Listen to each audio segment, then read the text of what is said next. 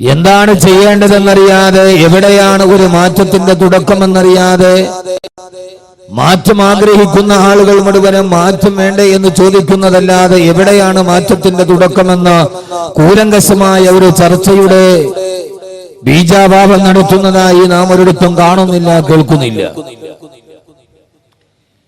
എന്നാൽ എല്ലാവരുടെയും മനസ്സിൽ എങ്ങനെയാണ് ഇതിനൊരു മാറ്റം ഉണ്ടാവുക എന്ന ഒരു ചിന്ത എല്ലാവരുടെയും മനസ്സിലുണ്ട് താനും. നാം ഒരിക്കലും കേൾക്കാത്ത രീതിയിൽ ഭൂമി അധപ്പതനത്തിന് അധമഭാവതലങ്ങളിലോട്ട് കടന്നു പോവുകയാണ്. മനുഷ്യൻ മുഴുവനും പിശാചുക്കളായി മാറുന്ന, അധർമ്മം മുഴുവനും കൊടികുത്തിമാടുന്ന ഒരു പുതിയ നവലോകധർമ്മം നമുക്ക് സമ്മാനിച്ച ഒരു ഉപോൽപ്പന്നം പോലെ പ്രകൃതി ദുരന്തങ്ങൾ നമ്മെ വല്ലാതെ തുറച്ചു നോക്കുകയാണ്. ഈ അടുത്ത സമയത്ത് നാം കണ്ട കാഴ്ച, ഇന്ത്യയിൽ ഏറ്റവും കൂടുതൽ വരൾച്ച അനുഭവിക്കുന്ന ലാത്തൂർ ഗ്രാമത്തിൽ മുമ്പെങ്ങാണ്ടോ വറ്റിപ്പോയ പുഴയുടെ ഭാഗത്ത് കുടിച്ചു നോക്കുന്ന ഒരു കർഷകന്റെ ചിത്രം ഈ അടുത്ത ഭാഗത്ത് ഇന്ത്യ ടുഡേയിൽ കാണാനിടയായി. ഒരു കാലത്ത് ഏറ്റവും സുലഭമായി കിട്ടിക്കൊണ്ടിരുന്ന വെള്ളം പോലും കിട്ടാക്കനിയായി മാറുന്ന, പണ്ടങ്ങാണ്ടോ നടന്നുപോയ, പണ്ടങ്ങാണ്ടോ തടം തല്ലി ആത്തൊഴുകിപ്പോയ നദിയുടെ അവശേഷിച്ച പാണ്ടുകളിൽ ഒരൽപ്പം ജലത്തിന്റെ കനിവുകളുണ്ടോ എന്ന് മനുഷ്യനല്ലാതെ നോക്കേണ്ട ഒരവസ്ഥയിലേക്ക് ഈ പ്രപഞ്ചം തന്നെ മാറിപ്പോവുകയാണ്. ആദരവായ പ്രവാചകൻ നബി മുഹമ്മദ് മുസ്തഫ സല്ലല്ലാഹു അലൈഹി വസല്ലം മുന്നറിയിപ്പ് നൽകിയിട്ടുണ്ട്. മനുഷ്യന്റെ പ്രവൃത്തികൾ എന്ന് നീചമാകുന്നുവോ അന്ന് പ്രകൃതി പോലും മനുഷ്യന് എതിരാകുമെന്ന് ലോകത്തിന്റെ നായകൻ നബി മുഹമ്മദ് മുസ്തഫ സല്ലല്ലാഹു അലൈഹി വസല്ലം മാത്രമല്ല, പ്രപഞ്ച ദൃഷ്ടാന്തങ്ങളെ മനുഷ്യന് വേണ്ടി ഞാൻ സൃഷ്ടിച്ചു എന്ന് നമുക്ക് വേണ്ടി പരിചയപ്പെടുത്തിയ അല്ലാഹുവിന്റെ വിശുദ്ധമായ ഖുർആൻ പോലും ലഹറൽ ഫസാദു ഫിൽ ബർരി വൽ ബഹരി ബിമാ ഖസബത് ഐദിന്നാസ്, മനുഷ്യകർമ്മങ്ങൾ ചെയ്തു കൂട്ടുന്ന ദുഷ്കർമ്മങ്ങൾ കാരണത്താൽ ഈ ഭൂമി മുഴുവന് കുഴപ്പങ്ങൾ വിതയ്ക്കാൻ പോകുന്നു എന്ന് അല്ലാഹുവിന്റെ ഖുർആൻ പോലും നമ്മോട് മുന്നറിയിപ്പ് നൽകിയിട്ടുണ്ട്. യഥാർത്ഥത്തിൽ എല്ലാ പ്രഭാഷണങ്ങളിലും ഇന്ന് കേട്ടു നിൽക്കുന്നത് ഇതുതന്നെയാണ്. കേരളം ഇതേവരെ കാണാത്ത ചൂടുകളിലേക്ക് ഈ 2 ദിവസമായി കേരളം കടന്നു പോകുമെന്നാണ് വാർത്താമാധ്യമങ്ങൾ റിപ്പോർട്ട് ചെയ്തത്. എന്താണ് ഇതിന്റെ കാരണമെന്ന് ചോദിച്ചാൽ, എവിടെയാണ് ഇതിന്റെ മാറ്റത്തിന്റെ തുടക്കമെന്ന് ചോദിച്ചാൽ ആർക്കും ഒരു വാക്കയും ഒരു വഴിയും പറയാനില്ല. എവിടെയാണ് ഇതിന്റെ ഒരു അവസാനം എന്ന് ചോദിച്ചാൽ, മനുഷ്യൻ രാക്ഷസീയ ഭാവം കൊണ്ടു എന്ന് ചോദിച്ചാൽ ഏതുവരെ എത്തി നിൽക്കുന്നു എന്ന് ചോദിച്ചാൽ, പണ്ട് കാലത്തൊക്കെ നമ്മുടെ നാട്ടിൽ പറയുമായിരുന്നു, കുട്ടികൾക്ക് പ്രായബുദ്ധിയായാൽ പിന്നെ മാതാപിതാക്കൾക്ക് ഉറക്കമില്ല, അച്ഛൻ ഉറങ്ങാത്ത വീട് എന്ന് പറയുമായിരുന്നു. ഇന്ന് കാലത്തിന്റെ ഗതിവിഗതികൾ സംഭവിച്ചപ്പോൾ അത് മാറി. ഇന്ന് പ്രായം നിറഞ്ഞ അച്ഛൻ വീട്ടിലുണ്ടെങ്കിൽ പ്രായബുദ്ധിയായ മകൾക്ക് താൻ കിടന്നുറങ്ങുന്ന ബെഡ്റൂമിന്റെ വാതിൽ കുച്ചിനാതെ കിടക്കാൻ പേടിയാവുന്ന ഒരു കാലഘട്ടത്തിലേക്ക് ആ പൊന്നോമന മകൾക്ക് പേടി അടുത്തുള്ള കള്ളുകച്ചവടക്കാരുടെയല്ല, അവിടുത്തെ നൊട്ടോറിയസ് ക്രിമിനലെയല്ല, ആ നാട്ടിലെ ഏറ്റവും ഒരു സദാചാര വിരുദ്ധനെയല്ല, തന്റെ റൂമിനോട് ചേർന്ന് കിടക്കുന്ന ചുമരിന്റെ മറുഭാഗത്ത് കിടന്നുറങ്ങുന്ന അച്ഛനെ പേടിച്ചിട്ട് സ്വന്തം ബെഡ്റൂമിന്റെ കുറ്റിയിടാൻ കഴിയാതെ ഉറങ്ങാൻ പറ്റാത്ത മക്കളുടെ കാലമായി പിശാചുക്കൾ പാർക്കുന്ന വേദാള നഗരം പോലെ ഈ ഭൂമി അധപ്പതിച്ചു പോകുമ്പോ, സ്വന്തം പിതാവിനാൽ ഗർഭിണിയാക്കപ്പെട്ട 548 പെൺകുട്ടികൾ കേരളത്തിലുണ്ട് എന്ന് റിപ്പോർട്ടുകൾ നമ്മോട് സൂചിപ്പിക്കുമ്പോ, കേരളത്തിന്റെ ഒരു പുതിയ കവി സത്താർ ആദൂരിന്റെ ഒരു 2 വരി കവിതയുണ്ട്. അദ്ദേഹം പറയുകയാണ്, ഇരുട്ടിന്റെ മറവിൽ തന്നെ മാറിന് നേരെ മാനഭംഗം ചെയ്യാൻ വരുന്നവരിൽ നിന്ന് രക്ഷ നേടാൻ പൊന്നുമോൾ ഉറക്ക വിളിച്ചു അച്ഛാ എന്ന് വിളിക്കാൻ അവൾ വാതുറന്നപ്പോഴാണ് തന്നെ മാനഭംഗപ്പെടുത്താൻ വരുന്നത് തന്റെ അച്ഛനാണ് എന്ന് അവൾക്ക് മനസ്സിലായത്.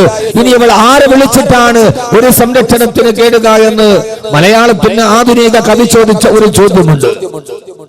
യഥാർത്ഥത്തിൽ ഇന്ന് മനുഷ്യനെത്തി നിൽക്കുന്ന, എല്ലാം ലൈംഗികതയാണ് എന്ന് കരുതുന്ന, എല്ലാം കാമത്തിന്റെ പോക്കൂത്താണ്, ജീവിതത്തിന്റെ അവസാനത്തെ രസമെന്ന് കരുതുന്ന ഒരു വല്ലാത്ത അവസ്ഥയിലേക്ക് നമ്മുടെ സമൂഹം മാറിപ്പോവുകയാണ്. യഥാർത്ഥത്തിൽ ഈ സമൂഹത്തിന്റെ ദുഷ്കൃതികളിൽ പെട്ടുപോയവരും പെടാത്തവരും എല്ലാവർക്കും മനസ്സിൽ ആഗ്രഹമുണ്ട്, ഒരു മാറ്റം എല്ലാവരും കൊതിക്കുന്നുണ്ട്. പക്ഷെ മാറ്റം എവിടെയാണ് മാറ്റമുണ്ടാവുക? എങ്ങനെയാണ് ഈ മനുഷ്യനൊരു മാറ്റമുണ്ടാവുക? സ്വയം ഒരു പരിവർത്തനത്തിന് സാധ്യമല്ലല്ലോ. ഇന്ത്യ രാജ്യത്തിന്റെ പാർലമെന്റ് മന്ദിരത്തിന്റെ എല്ലാ കവാടങ്ങളിലും ഓരോ മതപ്രമാണങ്ങളുടെ ഓരോ വരികൾ എഴുതി വെച്ചിട്ടുണ്ട്. അതിന് 6-ാം കവാടത്തിൽ അയം നിജപരോ വേദിഗണനാലകുചേതസ ഉദാര ചരിതാനാം തുവസുദൈവ കുടുംബകം എന്ന ഗീതയുടെ വാക്കുകൾ ഇപ്പോഴും എഴുതി വെച്ചിട്ടുണ്ട്. ഇന്ത്യ രാജ്യത്തിന്റെ പാർലമെന്റ് മന്ദിരത്തിന്റെ 7-ാമത്തെ കവാടത്തിൽ വിശുദ്ധ ഖുർആന്റെ ഒരു ആയത്ത് എഴുതി വെച്ചിട്ടുണ്ട്. പാർലമെന്റ് മന്ദിരത്തിൽ ഇന്നല്ലാഹ ലാ യുഗയ്യിറു മാ ബിഖൗമിൻ ഹത്താ യുഗയ്യിറു മാ ബിഅൻഫുസിഹിം. സ്വയം നന്നാവാൻ ഒരു ജനത തീരുമാനിക്കുന്നത് വരെ അല്ലാഹു അവരെ മാറ്റുകയില്ല. ഒരു നാടിനെ ഒന്നായി ജിബി അലൈഹിസ്സലാത്തു വസ്സലാം മാന്ത്രിക ദണ്ഡുമായി വന്ന് ആളുകളെ തലയിൽ തലോടി ആ നാടിനെ മുഴുവൻ സ്വർഗമാക്കുക എന്ന ഒരു പതിവ് ഇസ്ലാമിനത് അന്യമാണ്. അല്ലാഹു പറയുന്നു ഹത്താ യുഗയ്യിറു മാ ബിഅൻഫുസിഹിം, സ്വയം മാറണം. എനിക്ക് ഈ ജീവിതത്തിന്റെ അഴുക്കുചാലുകളിൽ നിന്ന് മാറി നടക്കണം. എനിക്ക് അല്ലാഹുവിന്റെ സ്വർഗത്തിലേക്ക് കടന്നു പോകണം. ഞാൻ ഈ ഭൂമിയിൽ ഇങ്ങനെ ജീവിക്കേണ്ടവനല്ല എന്ന ഒരു ബോധം ഹൃദയത്തിലുണ്ടാവുകയും സ്വയം മാറണമെന്ന് സ്വയം ആത്മാവനോട് മന്ത്രിക്കുകയും ചെയ്യുമ്പോഴാണ് അവന് മാറ്റമുണ്ടാകുന്നത് എന്ന് അല്ലാഹുവിന്റെ വിശുദ്ധമായ ഖുർആൻ. പക്ഷേ സ്വയം ആത്മാവ് മന്ത്രിച്ചാലും എങ്ങനെ മാറ്റത്തിന് തുടക്കം കുറിക്കണമെന്നറിയാതെ ജനത നെട്ടോട്ടമോടുകയാണ്. അല്ലാഹുവിന്റെ പ്രവാചകൻ സല്ലല്ലാഹു അലൈഹി വസല്ലമ പറഞ്ഞു, മനുഷ്യന്റെ ഹൃദയമാണ് നന്നാവേണ്ടത്. യഥാർത്ഥത്തിൽ നന്നാവേണ്ടത് ഹൃദയമാണ്. നമ്മുടെ എല്ലായിടത്തും നമ്മളിപ്പോ നമ്മുടെ അടുക്കലൊക്കെ നോക്കിയാൽ നാഷണൽ ഹൈവേയിലൊക്കെ ധാരാളം കണ്ണിന് വേണ്ടി പ്രത്യേകം ഹോസ്പിറ്റലുകൾ ഇപ്പോ കേരളത്തിൽ വളരെ സ്വാഭാവികമാണ്. കണ്ണിന് വേണ്ടി. കാരണം മനുഷ്യന്റെ കണ്ണിന് കാഴ്ചശക്തി നഷ്ടപ്പെട്ടുകൂടാ. എന്നാൽ അള്ളാഹുവിന്റെ ഖുർആൻ പറയുന്നു കണ്ണിനല്ല കാഴ്ചശക്തി നഷ്ടപ്പെടാതിരിക്കേണ്ടത്, ഹൃദയത്തിന്റെ കാഴ്ചയാണ് നഷ്ടപ്പെടാതിരിക്കേണ്ടത്. ഇത് ഖുർആനിലെ വളരെ ആശയവിനിമയമുള്ള അർത്ഥവൈപുല്യമുള്ള ഒരു ആയത്താണിത്. അള്ളാഹു പറയുകയാണ്, കണ്ണിന് കാഴ്ചശക്തി നഷ്ടപ്പെട്ടതിന്റെ പേരിൽ നിങ്ങൾ പരിതപിക്കുന്നത് എന്തിന്? فإنها لا تعمل الأبصار ولكن تعمل القلوب التي في الصدور. അവന്റെ ഹൃദയത്തിന്റെ കണ്ണുകൾക്ക് അന്ധത ബാധിച്ചാൽ ഇനി അവൻ എങ്ങനെയാണ് നന്നാവാൻ കഴിയുക? അവന്റെ ഹൃദയം വല്ലാതെ അതപ്പതിച്ച് അവന്റെ ഹൃദയത്തിന് അന്ധത ബാധിച്ചു കഴിഞ്ഞു. ഇനി അവന് വാല് കേട്ടത് കൊണ്ട് പ്രയോജനമില്ല. സ്വന്തം മാതാപിതാക്കൾക്ക് കണ്ണുനീര് നൽകി മകൾ മറ്റൊരുവന്റെ കൂടെ ഇറങ്ങിപ്പോകുമ്പോ ആളുകൾ ചോദിക്കുന്നു, എന്തു വെച്ചുപോയി കുഞ്ഞിന്? മാതാപിതാക്കളുടെ കണ്ണുനീര് കാണാൻ അവളുടെ ഹൃദയത്തിന് കാഴ്ചയില്ലേ എന്ന്. ഇല്ല, കാരണം മാതാപിതാക്കളുടെ കണ്ണുനീര് കാണാൻ കഴിയാത്ത രീതിയിൽ ഈ മക്കളുടെ ഹൃദയത്തിന് അന്ധത ബാധിച്ചു എന്നാണ് നമുക്ക് മനസ്സിലാകുന്നത്. എങ്ങനെയാണ് ഇവരുടെ ഹൃദയത്തിന് അന്ധത ബാധിച്ചത്? എങ്ങനെയാണ് ഇവരുടെ ഹൃദയത്തിന് അന്ധത ബാധിച്ചത്? ആ അന്ധത ബാധിച്ചത് എങ്ങനെയാണ് എന്ന ചോദ്യത്തിന് മറുപടിയായിട്ടാണ് ആദരവായ പ്രവാചകൻ നബി മുഹമ്മദ് മുസ്തഫ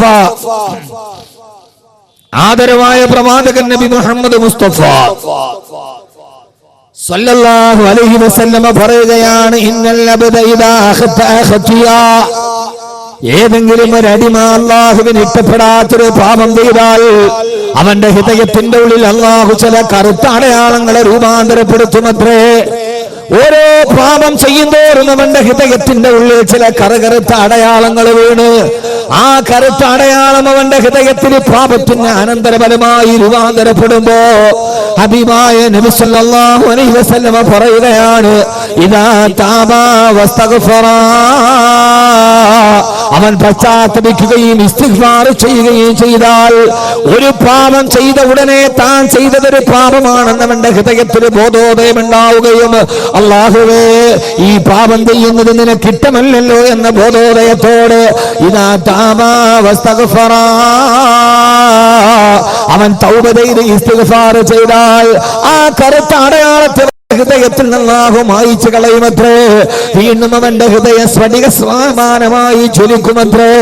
അതല്ല, പാപം ചെയ്തതിന്റെ കൂടെ അത് പാപമാണെന്ന് കരുതി പശ്ചാത്തലിച്ച് തിരിച്ചു വരാറ് വീണ്ടും അവൻ പാപം തന്നെ ചെയ്യാൻ തീരുമാനിച്ചാൽ അല്ലാഹു പറയുകയാ, ഓരോ കറുത്ത അടയാളങ്ങൾ ഓരോന്നായി അവന്റെ ഹൃദയാന്തരത്തിൽ രൂപാന്തരപ്പെട്ടു അവസാന പാപത്തിന്റെ തോതനുസരിച്ച് അവന്റെ ഹൃദയം മുഴുവൻ കറുത്ത് കരുവാളിച്ചു പോകും.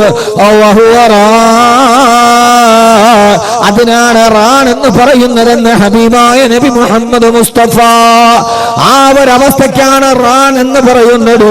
അതാണ് ഖുർആൻ പറഞ്ഞത്, കല്ലാ ബലറാന അലാ ഖുലൂബിഹിം മാ കാനൂ യക്സിബൂൻ.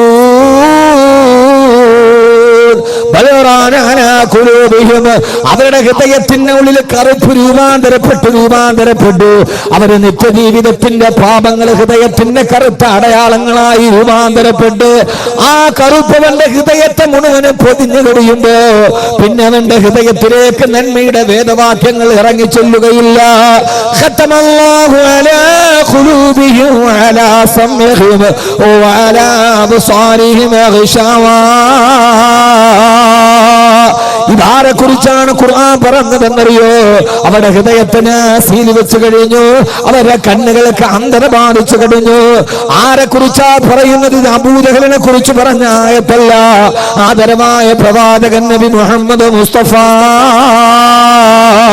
സല്ലല്ലാഹു അലൈഹി വസല്ലമയുടെ മദീനത്തെ പള്ളിയിൽ ഒന്നാമത്തെ സഫിൽ മസ്ജിദുൻ നബവിയിൽ ബാങ്ക് മുഴങ്ങുമ്പോ ഒന്നാമത്തെ സഫിൽ വന്നിട്ട് അബൂബക്കർ ഉമർ റളിയല്ലാഹു തആല അൻഹു അടക്കമുള്ള പ്രബലരായ സഹാബാക്കളുടെ അടുക്കൽ വന്ന്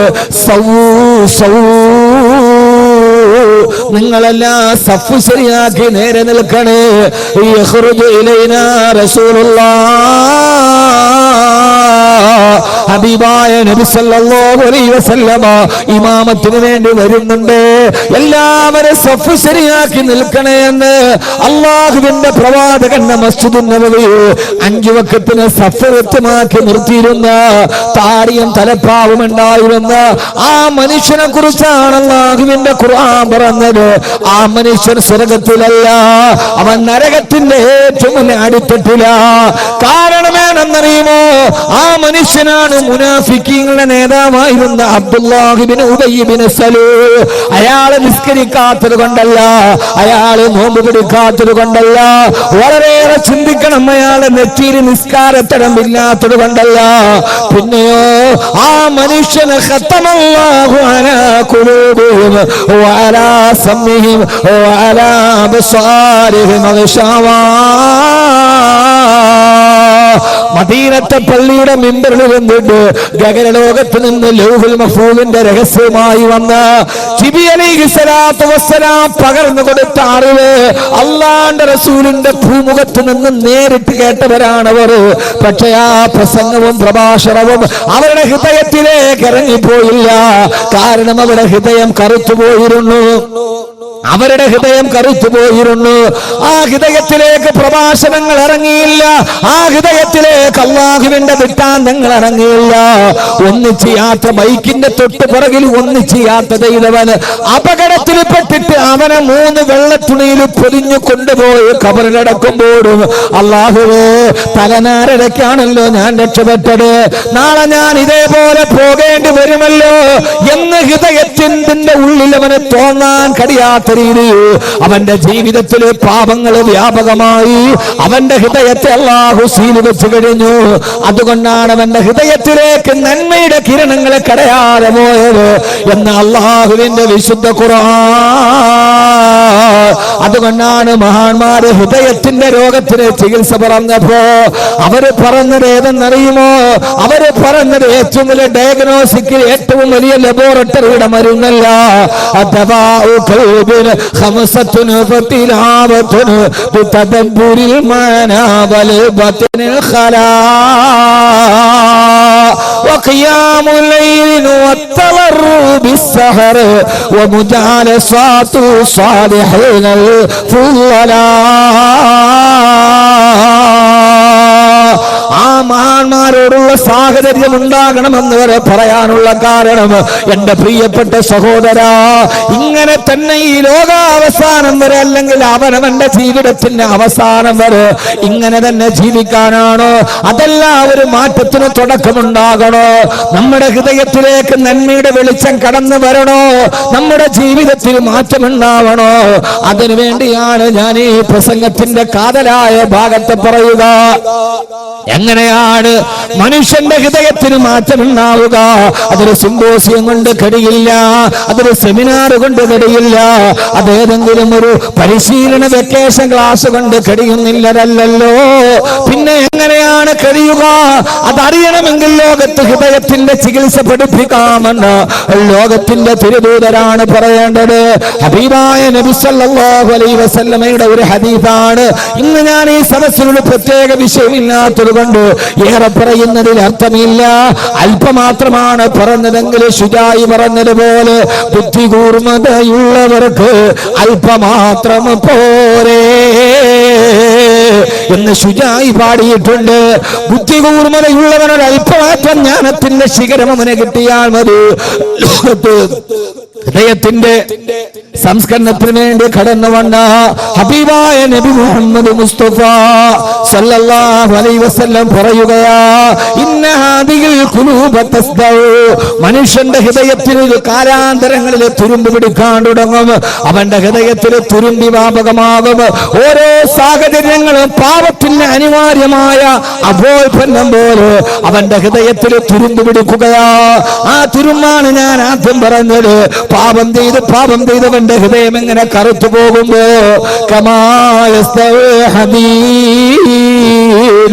ഇരുമ്പിന് തുരുമ്പ് പിടിക്കുന്നത് പോലെ, ഏത് വിധമാണോ ഇരുമ്പിനെ തുരുമ്പ് നശിപ്പിക്കുന്നത് അതേപോലെ നിങ്ങളുടെ ഹൃദയത്തെ തുരുമ്പ് നശിപ്പിച്ചു കളയും എന്ന് ഹബീബായ മുത്തുനബി സല്ലല്ലാഹു അലൈഹി വസല്ലമ സഹാബത്തിനോട് പറഞ്ഞപ്പോ സഹാബാക്കളുടെ ഭാഗത്തുനിന്ന് ഒരു ചോദ്യമുണ്ടായി,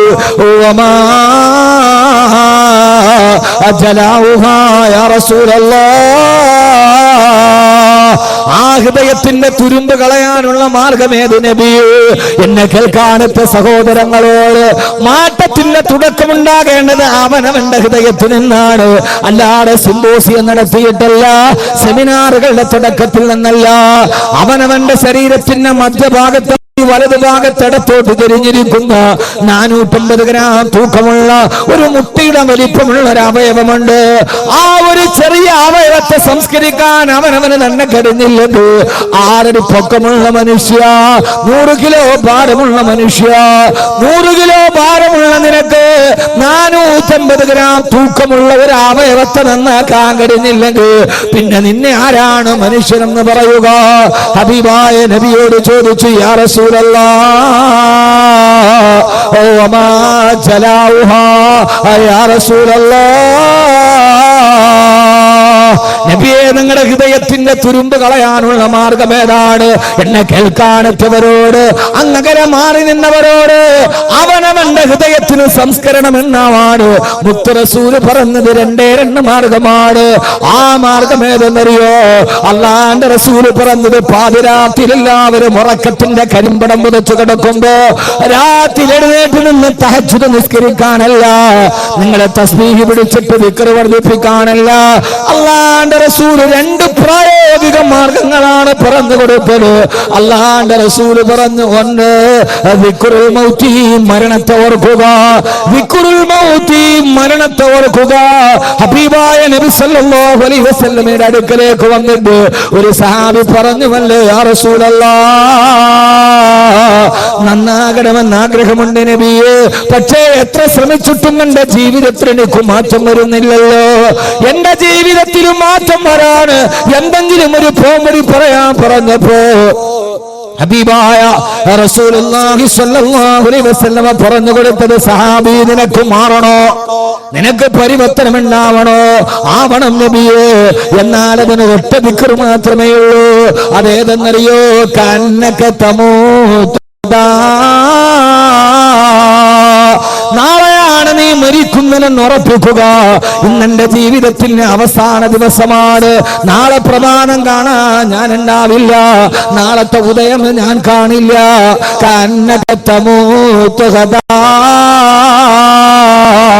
നാളെ ഞാൻ മരിക്കുമെന്ന് ഉറപ്പിക്കുക. ഏത് സമയത്താണ് മരണം നമ്മെ തേടിയെത്തുന്നതെന്ന് നമുക്കറിയില്ലല്ലോ. ഈ അടുത്ത കാലത്ത് മലയാള കേരളത്തെ പിടിച്ചു കുലുക്കിയ ദുരന്തമാണ് പരവൂര് പുട്ടിങ്ങൽ ക്ഷേത്രത്തിലെ വെടിക്കെട്ട് ദുരന്തം. ആ ദുരന്തം കഴിഞ്ഞ് 3 ദിവസം കഴിഞ്ഞിട്ടാണ് ഞാൻ നാട്ടിലെത്തി. ദുരന്ത സ്ഥലം സന്ദർശിക്കാൻ പോകവേ അവിടെ പോയി ഇങ്ങനെ കണ്ടുകൊണ്ട് നിൽക്കുമ്പോ സമീപത്തുണ്ടായിരുന്നൊരു തദ്ദേശവാസി എന്നോട് പറഞ്ഞു, ഉസ്താദ്, ഈ വെടിക്കെട്ട് അപകടം നടക്കുന്നത് പുലർച്ചെ 4 മണിയോടടുത്തില്ല. അതേവരെ വൈകുന്നേരം തലേ ദിവസം രാത്രി 8 മണി മുതൽ ഞാനും എന്റെ മകനും ആ വെടിക്കെട്ടിന്റെ പുറക്കാഴ്ച കാണാനുണ്ട്. അത് കണ്ട് രാവിലെ 4 മണി വരെ ഞങ്ങൾ അവിടെ ഉണ്ടായിരുന്നു. അവസാനത്തെ വെടിക്കെട്ട് നടക്കാൻ പോവുകയാ. തലേ ദിവസം 8 മണിക്ക് തുടങ്ങിയ വെടിക്കെട്ടിന് സമാപനം കുറിച്ച് അതിന് ആശാന്മാരുടെ ചോയ്സായിട്ട് നടക്കുന്ന അവസാനത്തെ സമാപന വെടിക്കെട്ട് നടക്കാൻ പോവുകയാ. അവസാനത്തെ പൊടിപൂരം കാണാൻ എല്ലാവരും ആകാംക്ഷയോടെ വെടിപ്പുരയുടെ അടുത്തേക്ക്, വെടിക്കെട്ട് നടക്കുന്നിടത്തേക്ക് അടുത്തു. ഞാനും അത് അടുത്തു നിന്ന് കാണാൻ ആഗ്രഹത്തോടെ പോയപ്പോ എന്റെ മകൻ എന്റെ കയ്യിൽ പിടിച്ചിട്ട് പറഞ്ഞ, അച്ഛാ, എനിക്ക് ഉറക്കം വരുന്നു, എനിക്ക് വല്ലാതെ ദാഹിക്കുന്നു പറഞ്ഞ് കുഞ്ഞു കരയാൻ തുടങ്ങി. ഞാൻ അവരോട് ദേഷ്യപ്പെട്ടിട്ട് പറഞ്ഞു, ഇതേവരെ ഇതുകൂടി കണ്ടിട്ട് പോവാ. എന്തെന്നറിയില്ല, എന്തിനെന്നറിയില്ല, പതിവില്ലാത്ത വാശിയിൽ എന്റെ കുഞ്ഞുമോൻ എന്റെ കയ്യിൽ പിടിച്ചെന്നെ വലിച്ചു. എനിക്ക് വിശക്കുന്നു, എനിക്ക് ദാഹിക്കുന്നു. ഞാൻ അവനൊരു വെള്ളം വാങ്ങിച്ചു കൊടുത്തിട്ട് തിരിച്ചു വരാന്ന് കരുതി എന്റെ കുഞ്ഞെന്നെ കയ്യിൽ പിടിച്ചു ബലമായി പിടിച്ചു കൊണ്ടുപോയി. ഞാൻ അപ്പുറത്തേക്ക് ഒരു 500 മീറ്റർ മാറിയില്ല. ആകാശത്തേക്ക് മാരുവില്ല് പൊട്ടിവിടരുന്നത് പോലെ നയനമനോഹരമായ കാഴ്ച കാണിച്ച ക്ഷേത്ര പരിസരത്ത് അതാ തീഗോളങ്ങൾ മേഘജാലത്തിന് പിടിച്ചതുപോലെ പൊട്ടുയരുന്നു. ചിതൽ കഷണങ്ങൾ, കോൺക്രീറ്റ് കഷണങ്ങൾ വായുവിൽ ഉരിഞ്ഞു പോകുന്നു. ആ ഒരു സമയത്തെങ്ങാനും ഞാൻ അവിടെ നിന്നിരുന്നെങ്കിൽ എന്റെയും എന്റെ മകനെ ഈ ചിതറിത്തെറിച്ച ശരീരാവശിഷ്ടങ്ങൾ ഈ ഭാഗത്ത് കാണുമായിരുന്നു പറയുമ്പോ എന്റെ പ്രിയപ്പെട്ട ചെറുപ്പക്കാരാ, ഒരു കാര്യം ഞാൻ ഓർമ്മിപ്പിക്കട്ടെ. ആ സമയത്ത് ഇതിന്റെ മറുഭാഗത്ത് വെടിപ്പുരക്ക് തീ പിടിച്ചിട്ട് കോൺക്രീറ്റ് ബീമുകൾ തകർന്നു കിടക്കുന്നുണ്ട്. അയാൾ എന്നോട് പറഞ്ഞ്, തകർന്നു കിടക്കുന്ന കോൺക്രീറ്റ് ബീമുകളുടെ ഇടയിൽ 5 ശരീരങ്ങളാ കുടുങ്ങിക്കിടന്നത്. അതിന്റെ അടിയിൽ കെട്ട് അരഞ്ഞറിഞ്ഞു പോയോ. ആ ദുരന്തത്തിന്റെ കഥ അനുസ്മരിച്ച രവീശ് എന്ന ഫയർഫോഴ്സുകാരൻ പിന്നെ എഴുതി വെച്ചല്ലോ. ഞാൻ ആ വെടിക്കെട്ടിന്റെ ദുരന്തത്തിന്റെ കഥ കേട്ടിട്ട് 11 മിനിറ്റ് കൊണ്ട് ഫയർഫോഴ്സ് സ്ഥലത്തെത്തി. എല്ലായിടത്തും കൂരാകൂറിയിട്ടാണ് വൈദ്യുതി വിച്ഛേദിക്കപ്പെട്ടു. എങ്ങും മനുഷ്യമാംസത്തിന്റെ കത്തിക്കരിയുന്ന രൂക്ഷഗന്ധങ്ങളാ. രക്ഷാപ്രവർത്തനത്തിന് വേണ്ടി ഓടിച്ചെല്ലുമ്പോ ആരോ എന്റെ കാലിന് കെട്ടിപ്പിടിക്കുന്നത് പോലെ തോന്നി. ഞാൻ തിരിഞ്ഞു നോക്കുമ്പോ ശരീരം മുഴുവനും പാതി വെന്തുമാറി ഒരു ചെറുപ്പക്കാരനാ ഭീമിന്റെ ഉള്ളിൽ അരക്കകി പോട്ട് കുടുങ്ങിക്കിടക്കുകയോ. സാറേ, എന്നെ വിട്ടിട്ട് പോകരുത്, എന്നെ പിടിച്ചിട്ടൊന്ന് തിരിച്ചു കിടത്തണേ, എനിക്ക് വേദന സഹിക്കാൻ കഴിയില്ലെന്ന് പറഞ്ഞപ്പോ ആരാ മോനെയാ പറഞ്ഞതാരാ? അതിനു മുമ്പ് സ്വന്തമായി തിരിഞ്ഞു കിടന്ന്, സ്വന്തമായിട്ട് അവിടേക്ക് നടന്നു വന്ന, സ്വന്തമായിട്ട് അവിടെ നിന്നിട്ട് എല്ലാം കണ്ടുകൊണ്ടിരുന്ന എല്ലാവരോട് സഹോദരങ്ങളെ, ആ മനുഷ്യനാണ് മരണത്തിന് അനിവാര്യമായ ദുരന്ത മുഖത്തിന് മുമ്പിൽ നിൽക്കുമ്പോ എനിക്ക് സ്വയമായി തിരിയാൻ കഴിയില്ല. എന്നെ ഒന്ന് തിരിച്ചു മാറ്റിക്കിടത്തുമോ? ഒന്ന് സ്വയമായിട്ടൊന്നും മാറിക്കിടക്കാൻ മറ്റൊരു തന്റെ കാലിൽ പിടിച്ചനുഭവിക്കേണ്ട അവസ്ഥ. അവരെന്നോട് പറഞ്ഞു, ആ ഭീമൊന്ന് മാറ്റാൻ JCB ഒന്നും അനങ്ങുന്നില്ല, രണ്ടാമത്തെ JCB ഒന്നും അനങ്ങുന്നില്ല. 3 JCB വന്നിട്ട് അതിന്റെ 3 ടീത്തുകൾ ഒരേ സമയത്ത് പിടിച്ചപ്പെടാ ഭീമൊന്നനങ്ങി മാറിയത്. എന്നെ കേൾക്കാനെത്തുന്ന എന്റെ പ്രിയപ്പെട്ട ചെറുപ്പക്കാരാ,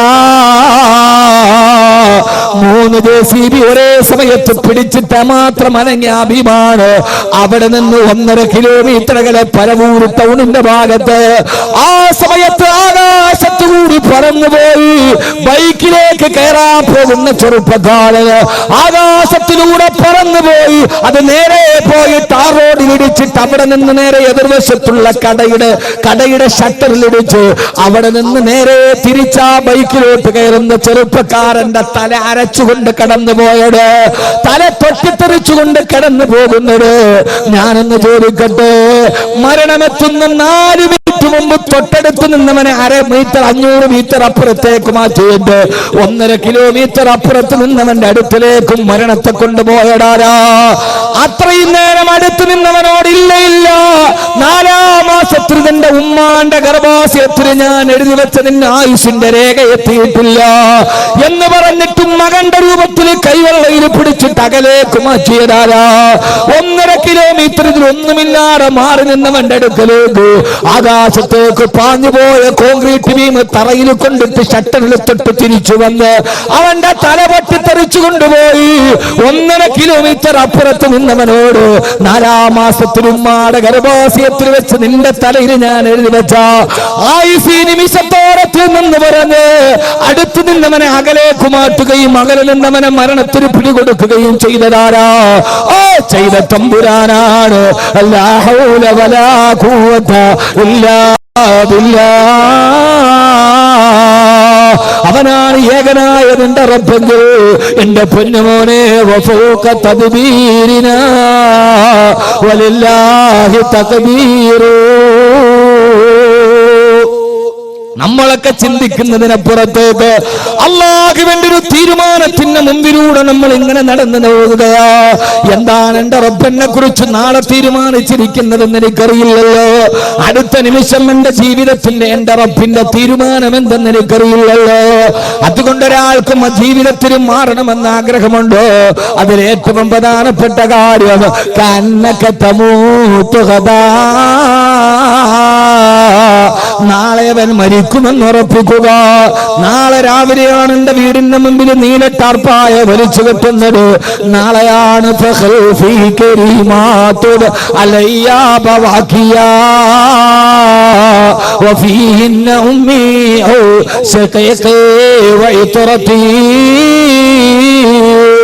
നാളെയാണ് എന്നെ മയ്യത്തിന് പുറത്ത് പിടിച്ചിട്ട് എന്റെ മക്കൾ കരയുന്നത്. നാളെയാണ് എന്റെ ഭാര്യയോട് ഞാൻ സലാം ചൊല്ലുന്നത്. നാളെയാണ് എന്റെ തൊണ്ടക്കുടിയിലെ ശബ്ദം വിട്ടുപോകുന്നത്. ഒരാള് 2 മണിക്കൂർ നിർത്താതെ സംസാരിച്ചാൽ 2 ലക്ഷം അക്ഷരം പറയുമെന്നാണ് ശാസ്ത്രത്തിന്റെ കണക്ക്. പൊന്നുമോനെ, ഞാൻ പ്രസംഗം നടക്കിയിട്ട് 18 വർഷമായി. ഈ 18 വർഷം കൊണ്ട് എത്ര അക്ഷരം എന്റെ കണ്ടനാളത്തിൽ നിന്ന് വെളിയിലേക്ക് വന്നിട്ടുണ്ട്. അത്രത്തോളം കോടാനുകോടി അക്ഷരങ്ങൾ ഈ കണ്ടനാളത്തിൽ നിന്ന് വിസ്മയിപ്പിച്ചുകൊണ്ട് പടത്തിക്കൊണ്ടുപോയ അഹമ്മദ് കബീർ അവന്റെ നാവിൽ നിന്ന് ഒരു ശബ്ദം വെളിയിൽ വരാതെ മലത്തിക്കിടത്തപ്പെടുന്ന ഒരു ദിവസമുണ്ട്. കെട്ടിപ്പിടിച്ചിട്ട് പൊട്ടിക്കരയുന്ന മക്കളോട് വാപ്പാ പോവുകയാണോ എന്ന് ചോദിക്കുമ്പോ മക്കള് വാപ്പ പോകുന്നത് വേറൊരു സ്ഥലത്തേക്കാണ്. അവിടെ നിങ്ങൾ വരുന്നതിനകത്ത് നിങ്ങളുടെ വാപ്പയുണ്ടാകുമെന്ന് പറയാണ്.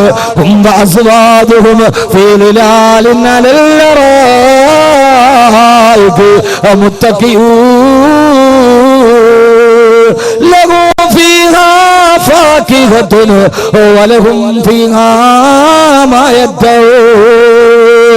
മക്കളെ, സ്വർഗത്തിന്റെ പഴങ്ങളെ താരത്തിൽ വെച്ച് തരുന്ന സുന്നത്തിന്റെ കട്ടിലിൽ പടച്ചറപ്പിച്ചായിരിക്കുന്ന ഒരു തുള്ളി വേർപ്പെടുകാറ് ഇപ്പൊ എന്നെ നെറ്റിത്തടത്തിൽ നിന്ന് വേർപ്പെടുകുന്നുണ്ട്. ആ വേർപ്പെടുകുന്നത് എന്തിനെന്നറിയോ? ആരൊക്കെ എന്തൊക്കെ പറഞ്ഞാൽ ഇതിന്റെ മക്കൾക്ക് ഹലാലായ ഭക്ഷണം കൊടുക്കാൻ ഞാൻ അനുഭവിക്കുന്ന വേർപ്പുതുള്ളിയാണിത്. പക്ഷേ ഒരു തുള്ളി വേർപ്പുതുള്ളി നമ്മുടെ ശരീരത്തിൽ നിന്നൊഴുകാറ് നമ്മുടെ ഭാര്യ മക്കൾക്ക് ഭക്ഷണം കൊടുക്കാൻ കഴിയുന്നൊരു ഭൂമിയുണ്ട്. ആ ഭൂമിയാണ് സ്വർഗം. കിളക്കണ്ട പൂത്തണ്ട വെയിൽ കൊള്ളണ്ട, നിനക്കുള്ളതൊന്നും തന്നെ നീ അറിയണ്ട. കൊതിക്കുന്ന പഴമടുക്കുന്നതാ കയറണ്ട, പറിച്ചാലുടനെ മുളയ്ക്കുന്നതാ കുറയണ്ട. നീ ആഗ്രഹിച്ചതൊക്കെ നിന്റെ കൺമുമ്പിൽ പടച്ചറപ്പ് നൽകുന്ന ഒരു ലോകത്തേക്കാണ് നിങ്ങളുടെ വാപ്പ പോകുന്നത്. നിങ്ങളെ കാത്തു വാപ്പ എവിടെ ഉണ്ടാകുമെന്ന് പൊട്ടിക്കരയുന്ന എന്റെ മക്കളോട് പറയണമെന്ന് എനിക്ക് ആഗ്രഹമുണ്ട്. പക്ഷേ 18 വർഷം കൊണ്ട് കോടാനുകോടി അക്ഷരങ്ങള് ഉമിനീരിൽ ചേലത്ത് പറഞ്ഞ എനിക്ക് ആ സമയത്ത് മിണ്ടാൻ കഴിയാറ്. അത് കണ്ടുകൊണ്ട് കണ്ണും പൂട്ടി കിടക്കേണ്ടി നിൽക്കുന്നൊരു ദിവസം നിനക്ക് വരാനുണ്ട്. ആ ദിവസമാണ് തുഅമ്മലു ഫിദ്ദുനിയാ, തുഅമ്മലു ഫിദ്ദുനിയാ. ഈ ദുനിയാവിലെ ആഗ്രഹങ്ങൾക്ക് അറുതിയിടപ്പെടുന്ന ദിവസം നാളെയാണ് ഞാൻ മരിക്കുന്നത് എന്ന് നമ്മൾ ആര് എന്ന് ഹൃദയത്തിൽ ഉറപ്പിക്കുന്നു. അന്നാണ് നമ്മൾ ജീവിതത്തിൽ മാറാൻ തുടങ്ങുക. ഹബീബായ നബി സല്ലല്ലാഹു അലൈഹി വസല്ലമയുടെ അടുക്കലേക്ക് വന്ന് ഒരു സഹാബി പറഞ്ഞു, യാ റസൂലല്ലാഹ്, നിസ്കാരത്തിൽ ഇഖ്ലാസ് കിട്ടുന്നില്ല നബിയേ. എത്ര നിസ്കരിക്കാൻ കൈകെട്ടിയ കിട്ടിയാലും എല്ലാ പെണ്ണുങ്ങളെയും സംശയമാണല്ലോ. നിസ്കാരത്തിന് കൈകെട്ടുമ്പോ ഭയങ്കര ചിന്തകളാ. നിസ്കാരത്തിൽ ഇഖ്ലാസ് കിട്ടുന്നില്ല നബിയെ, എന്റെ നിസ്കാരത്തിൽ ഇഖ്ലാസ് കിട്ടാൻ ഒരു ദിക്ർ പറഞ്ഞു നടക്കുമോ? ദിക്റില്ല പെങ്ങളെ, സലാത്തില്ല പെങ്ങളെ. അല്ലാഹുവിന്റെ റസൂൽ പറഞ്ഞു, സ്വഹാബി നിന്റെ നിസ്കാരത്തിൽ നിനക്ക് ഇഖ്ലാസ് കിട്ടണോ? കന്ന സലാത്ത് മുവദ്ദിഅൻ, യാത്ര പറയാൻ പോകുന്നവന്റെ നിസ്കാരമാണെന്ന് കരുതി നിസ്കരിക്കുക. ഇതെന്റെ അവസാനത്തെ ഇശാ നിസ്കാരമാണ്. നാളെ സുബഹി നിസ്കരിക്കാൻ ഞാൻ ഉണ്ടാവില്ല, ഞാൻ മണ്ണിന്റെ അടിയിലേക്ക് പോകാൻ പോവുകയാ.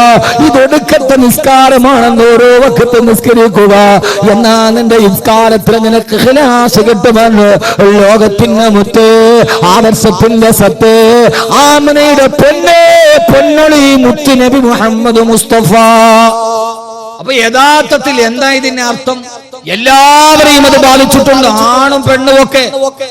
2025 കേരളത്തിൽ പുരുഷന്മാരെക്കാൾ മദ്യപന്മാർ സ്ത്രീകളാകുമെന്നാണ് പുതിയ സാമൂഹ്യ വകുപ്പിന്റെ സർവേ. സ്ത്രീകൾ മദ്യപിക്കാൻ തുടങ്ങി, 7 വയസ്സുകാരൻ കഞ്ചാവ് വലിക്കാൻ തുടങ്ങി എന്ന് പറഞ്ഞാൽ പണ്ട് കാലത്ത് നമുക്ക് ചിന്തിക്കാൻ പോലും കഴിയാത്തത് ഇന്ന് നമ്മുടെ മുമ്പിൽ. പെണ്ണുങ്ങൾ കല്ലുടിക്കാൻ തുടങ്ങി. ഈ അടുത്ത സമയത്ത് ഈ ആറ്റിങ്ങലടുത്ത് തന്നെ നാട്ടിൽ നിന്നൊരു പെൺകുട്ടിയെ കെട്ടിച്ചു. വിവാഹബന്ധം ഫെയിലർ ആയപ്പോ മധ്യസ്ഥ ചർച്ചയ്ക്ക് വേണ്ടി പോയപ്പോൾ ആ പെൺകുട്ടി കരഞ്ഞുകൊണ്ട് ഞാനടക്കമുള്ള സദസ്സിൽ പറഞ്ഞത്, ആ വീട്ടിലെ ആണും പെണ്ണും മുഴുവനും വൈകുന്നേരം ടെറസിലിരുന്ന് മദ്യപിക്കും, എന്നെ മദ്യപിക്കാൻ എന്നെ നിർബന്ധിച്ചു, ഞാൻ അതുകൊണ്ടാണ് അവിടെ നിന്ന് ഇറങ്ങി വന്നതെന്നാണ് ഒരു പെൺകുട്ടി ഒരു അനുരഞ്ജന സദസ്സിൽ ഈ മഹലിൽ ആറ്റിങ്ങൽ പരിസരത്തുള്ള ഒരു വീടിനെ കുറിച്ച് പറഞ്ഞു. ഞാൻ വീടൊന്നും പറയുന്നില്ല, കാരണം ഇത് നടുറോട്ടിട്ട് കുത്തിക്കൊല്ലേണ്ട സ്ഥലമാണ്. അതുകൊണ്ട് പട്ടാപ്പകൽ പോകുന്നവനെ പുറകിൽ നിന്ന് മാങ്ങാക്കത്തി കൊണ്ട് എറിയണ നാടായി മാറി. അതുകൊണ്ട് ഞാൻ കൂടുതലേക്ക് പറയുന്നില്ല. ഞാൻ പറയുന്നതിന്റെ അർത്ഥം, ആലപ്പുഴ തീരദേശ ഹൈവേയിൽ പോലീസ് ചെക്ക് ചെയ്യുന്നു മദ്യപിക്കുന്നവരെ നോക്കി. ആ സമയത്ത് ഒരു ഭാര്യയും ഭർത്താവും ഡീസന്റായി കാർ ഓടിച്ചു വന്നു. നിർത്തി അവർ അനലൈസറിൽ ഊതാൻ പറഞ്ഞു. ഊതിയപ്പോൾ ബീപ് ശബ്ദമടിച്ചു. അയാളോട് പറഞ്ഞു, നിങ്ങൾ മദ്യപിച്ചിരുന്നു. അയാൾ പറഞ്ഞില്ല, ഞാൻ മദ്യപിച്ചിട്ടില്ല. പിന്നെ അങ്ങനെ ശബ്ദം കേട്ടി, അത് നിങ്ങളുടെ യന്ത്രം തകരാറാണ്. തർക്കമായി. അവസാനം ഈ വിദ്വാൻ പറഞ്ഞു, അത്രേ ഫ്രണ്ടിൽ മപ്തേക്കിട്ടൊരു പെൺകുട്ടി ഇരിപ്പുണ്ട്, എന്റെ ഭാര്യയാണ് ഇരിക്കുന്നത്, നിങ്ങൾക്ക് സംശയം ഉണ്ടെങ്കിൽ എന്റെ ഭാര്യയെ കൊണ്ട് ഊതിപ്പിക്കാം. ഏതായാലും ഈ യന്ത്രം കേടായത് കൊണ്ടാണോ എന്നറിയാൻ ഈ പോലീസ് ഉദ്യോഗസ്ഥൻ ഭാര്യയോട് പറഞ്ഞു, നിങ്ങളൊന്ന് ഊതാൻ പറഞ്ഞു. അവൾ ഊതി. അപ്പോഴും ശബ്ദം കേട്ടു. അപ്പോൾ ഇയാൾ പറഞ്ഞു, ഞാൻ അപ്പോഴേ പറഞ്ഞില്ലേ യന്ത്രം കേടാന്ന്, എന്റെ ഭാര്യ ഊതിയിട്ട് പറയുന്നത് ശബ്ദം കേൾക്കുന്നു, അപ്പൊ ഈ യന്ത്രം കേടാന്ന് ഞാൻ പറഞ്ഞില്ല, ഞാൻ നിരപരാധിയാണ്. ആ പോലീസ് ഓഫീസർ പറഞ്ഞത് നിരപരാധിയാണ്. അവരോട് പറഞ്ഞു, സോറി എനിക്ക് തെറ്റുപറ്റി, ഇതോടെ പരിശോധന അവസാനിപ്പിച്ചു. യന്ത്രം കേടാ, പിന്നെ എന്ത് പരിശോധന? അവർ രണ്ടുപേരെയും വിട്ടയച്ചു. യഥാർത്ഥത്തിൽ തെറ്റുപറ്റിയത് ആർക്കാ? SI-ക്കാണ്. ഇവളും കുടിച്ചിട്ടുണ്ട്.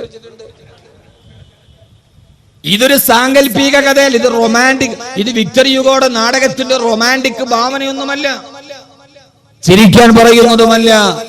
നമ്മുടെ വീടിന്റെ ഉള്ളിൽ 5ാം ക്ലാസ്സിൽ പഠിക്കുന്ന കുട്ടിക്ക് പോലും നെറ്റിൽ നിന്ന് ഡൗൺലോഡ് ചെയ്ത് ഇഷ്ടപ്പെട്ട വെബ്സൈറ്റിൽ നിന്ന് ഇഷ്ടപ്പെട്ട വിഭവങ്ങൾ തിരഞ്ഞെടുക്കാൻ കഴിയുന്ന രീതിയിൽ ലോകം മുഴുവനും ഒരു ഗ്ലോബൽ പോലെ അവന്റെ കൈവെള്ളയിൽ ഒതുങ്ങിക്കഴിഞ്ഞു. ഞാൻ ഇന്നെന്റെ വീട്ടിൽ വെറുതെ ഒരു പുതിയ കാർ എടുക്കുന്ന കാര്യം വെറുതെ ചർച്ച ചെയ്യുന്ന കുറെ അവന്റെ മൂത്ത മോടി വന്നു, 10 വയസ്സ് കഴിഞ്ഞു. അവന്റെ മൊബൈൽ എടുത്തിട്ട് പറഞ്ഞു, വാപ്പി ഇതെടുത്താൽ മതി, പുതിയ വണ്ടിയാണ്. ഞാൻ പറഞ്ഞു, മോനെ ഇതെവിടെ നിർത്തി? അത് നെറ്റിലുണ്ടോ വാപ്പി? ഞാൻ അത്ഭുതപ്പെട്ടു പോയി. ഞാൻ പറഞ്ഞു, നീ വാക്കവിയുടെ മോൻ തന്നെ.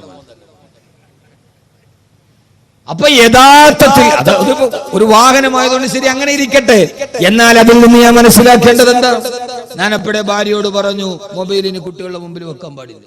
എന്റെ ഭാര്യയുടെ അപ്പം ഞാൻ പറഞ്ഞു, മൊബൈൽ ഇനി കുട്ടികളുടെ മുമ്പിൽ അവന് 10 വയസ്സായി, കൈയെത്തുന്ന ദൂരത്ത് വെക്കാൻ പാടില്ല. നീ അറിയാതെ അവർ മൊബൈൽ ഉപയോഗിക്കാൻ പാടില്ല. ഈ ഒരവസ്ഥയിൽ ലോകം മുഴുവനും, പണ്ടൊക്കെ നമുക്കിത് പറയാൻ കഴിയോ? ഞാൻ പറഞ്ഞതിന് വാർത്ത പറഞ്ഞുകൊണ്ടിരുന്നിട്ട് കാര്യമൊന്നുമില്ല. അവനവന്റെ വീട്ടിൽ തന്നെ ഇതാണ് അവസ്ഥ എന്ന് നമുക്ക് എല്ലാവർക്കും അറിയാൻ കഴിയും. ആ ഒരവസ്ഥയിൽ മാറുമ്പോ ആദരവായ പ്രവാചകൻ നബി മുഹമ്മദ് മുസ്തഫ, ആദരവായ പ്രവാചകൻ നബി മുഹമ്മദ് മുസ്തഫ സല്ലല്ലാഹു അലൈഹി വസല്ലമ പറയുകയാണ്, അതിന് ഒരേ ഒരു മാർഗം മാത്രമേ ഉള്ളൂ, ദിക്റുൽ മൗതി, മരണത്തെ കുറിച്ച് ഓർമ്മിക്കുക. എല്ലാവരും മരണത്തെ കുറിച്ച് ഓർമ്മിക്കുക. എനിക്ക് പറയാനുള്ളത് ഏതായാലും മരിക്കും എന്ന കാര്യം ഉറപ്പാണ്. അത് ഉറപ്പില്ലാത്ത ആരെങ്കിലും ഉണ്ടോ? സമയം എല്ലാവരും മരിക്കും എന്ന കാര്യം ഉറപ്പാണ്. എന്നാൽ പിന്നെ നമുക്ക് ചിന്തിച്ചുകൂടെ, മരിക്കും എന്ന കാര്യം ഉറപ്പാണെങ്കിൽ ആ മരണം എനിക്ക് മനോഹരമാക്കണം എന്ന് നമുക്കൊന്ന് ചിന്തിച്ചുകൂടെ? ഞാൻ ഏതായാലും ഒരു ദിവസം പോകും, ഉറപ്പാണ്. എന്നാൽ പിന്നെ ആ പോകുന്ന ദിവസം ഞാൻ എല്ലാവരെയും അമ്പരപ്പിച്ചുകൊണ്ട് പോകുമെന്ന് തീരുമാനിക്കാൻ നമുക്ക് കഴിയാത്തത് എന്താ നമ്മൾ ഇതുകൊണ്ട് നേടിയത്? റഷ്യൻ സാഹിത്യകാരനായ ടോൾസ്റ്റോയുടെ ഒരു നാടകമുണ്ട്, ദ വാർ ആൻഡ് പീസ്, യുദ്ധവും സമാധാനവും. അതൊരു ചെറിയ കഥ അദ്ദേഹം പറയുന്നുണ്ട്. രാജാവ് പറഞ്ഞു, പ്രജകൾ കൊട്ടാരത്തിൽ വന്നാൽ രാവിലെ മുതൽ അവർ ഓടാൻ തുടങ്ങണം. രാവിലെ മുതൽ ഓടി എവിടെ പോയി അവർ ഓട്ടം നിൽക്കുന്നുവോ അത്രയും സ്ഥലം അവർക്ക് ഞാൻ എന്ന് എഴുതി കൊടുക്കും. നാട്ടുകാർ മുഴുവനും വന്നു. രാവിലെ മുതൽ ആളുകൾ ഓടാൻ തുടങ്ങി. എവിടം വരെ ഓടിയെത്തുന്നു അത് മുഴുവനും രാജാവ് അവർക്ക് സ്വന്തമായി കൊടുക്കും. ബാവോ എന്നു പേരുള്ള ഒരു പാവപ്പെട്ട മനുഷ്യൻ വന്നു. അയാൾ ഓടാൻ തുടങ്ങി.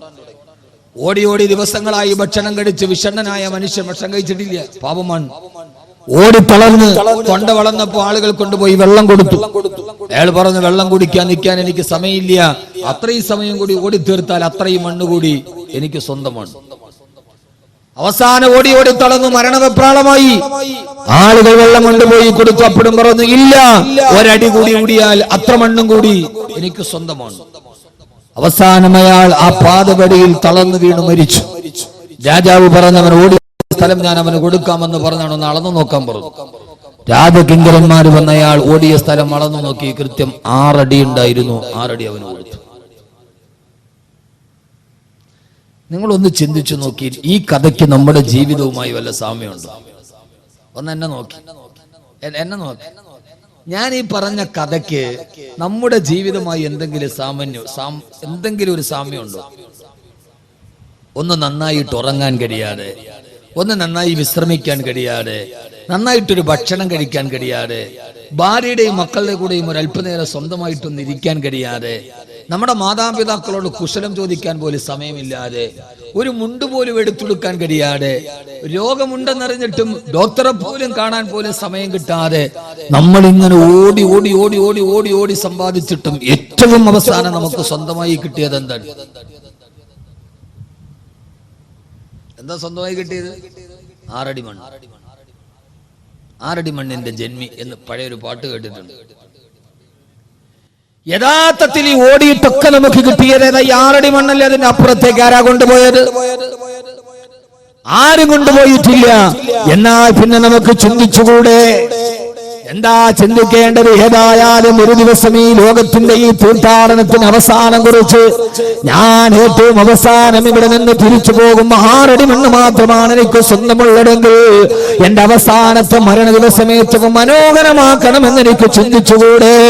അതാണല്ലോ ഒരു മനുഷ്യ ജീവിതത്തിന്റെ അവസാനത്തെ തെളിവെങ്കിൽ. എന്റെ പ്രിയപ്പെട്ട സഹോദരങ്ങളെ, മഹാനായ അസ്റായീൽ അലൈഹിസ്സലാത്തു വസ്സലാം കടന്നു വരുമ്പോ യഥാർത്ഥത്തിൽ അസ്റായീൽ എത്ര പേടിക്കേണ്ട ആളൊന്നുമല്ല. എല്ലാവരും മരണദൂതനെ പറഞ്ഞ് പേടിക്കാറുണ്ട്.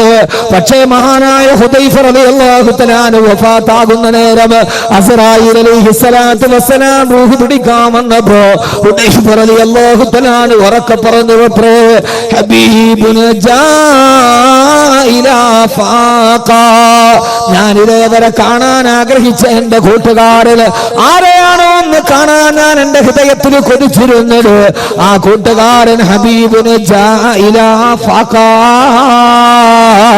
ആ കൂട്ടുകാരൻ എന്റെ തലയുടെ മുകൾ ഭാഗത്ത് വന്ന് നിൽക്കുന്നവല്ലോ. ഞാൻ ഇയാളെയാണ് കാണാൻ കൊതിച്ചിരുന്നത്. ഇദ്ദേഹം വരുന്നത് കാത്തിട്ടാണ് ഞാൻ ഇരുന്നത്. ഈ അസ്റായീലിനെ കാണുമ്പോ ഹബീബുന് എന്റെ കൂട്ടുകാരനാണ് ജാഇലാ ഫാഖാ, എന്റെ തലയുടെ മുകളിൽ ആ കൂട്ടുകാരൻ വന്നു നിന്നല്ലോ എന്ന് പറയാൻ കഴിയുന്ന അവസ്ഥയിലേക്ക് സഹോദരങ്ങളെ നമ്മുടെ ജീവിതത്തെ മാറ്റിയെടുക്കുക. ഏത് സമയത്ത് വിട പറഞ്ഞാലും ആ സമയത്ത് സന്തോഷത്തോടെ വിട പറയാൻ മഹാനായ സയ്യിദുനാ അബൂബക്കർ സിദ്ദീഖ് റളിയല്ലാഹു അൻഹു, മഹാനായ അബൂബക്കർ സിദ്ദീഖ് റളിയല്ലാഹു തആല അൻഹു 1-2 മരണങ്ങൾ പറഞ്ഞിട്ട് രണ്ടാമതൊരു മൂലി കൂടി പ്രവാചകൻ പറയുന്നുണ്ട്. അത് നമ്മുടെ നമ്മുടെ ജീവിതത്തിലേറെ പ്രാവർത്തികമാക്കാനുള്ളതാ. മഹാനായ അബൂബക്കർ റളിയല്ലാഹു തആല സക്കറാത്തിന്റെ വേദനയിൽ കിടക്കുമ്പോ പ്രിയപ്പെട്ട പുത്രി ആയിഷ റളിയല്ലാഹു തആല ഉപ്പാന്റെ അടുക്കലേക്ക് വരികയാ.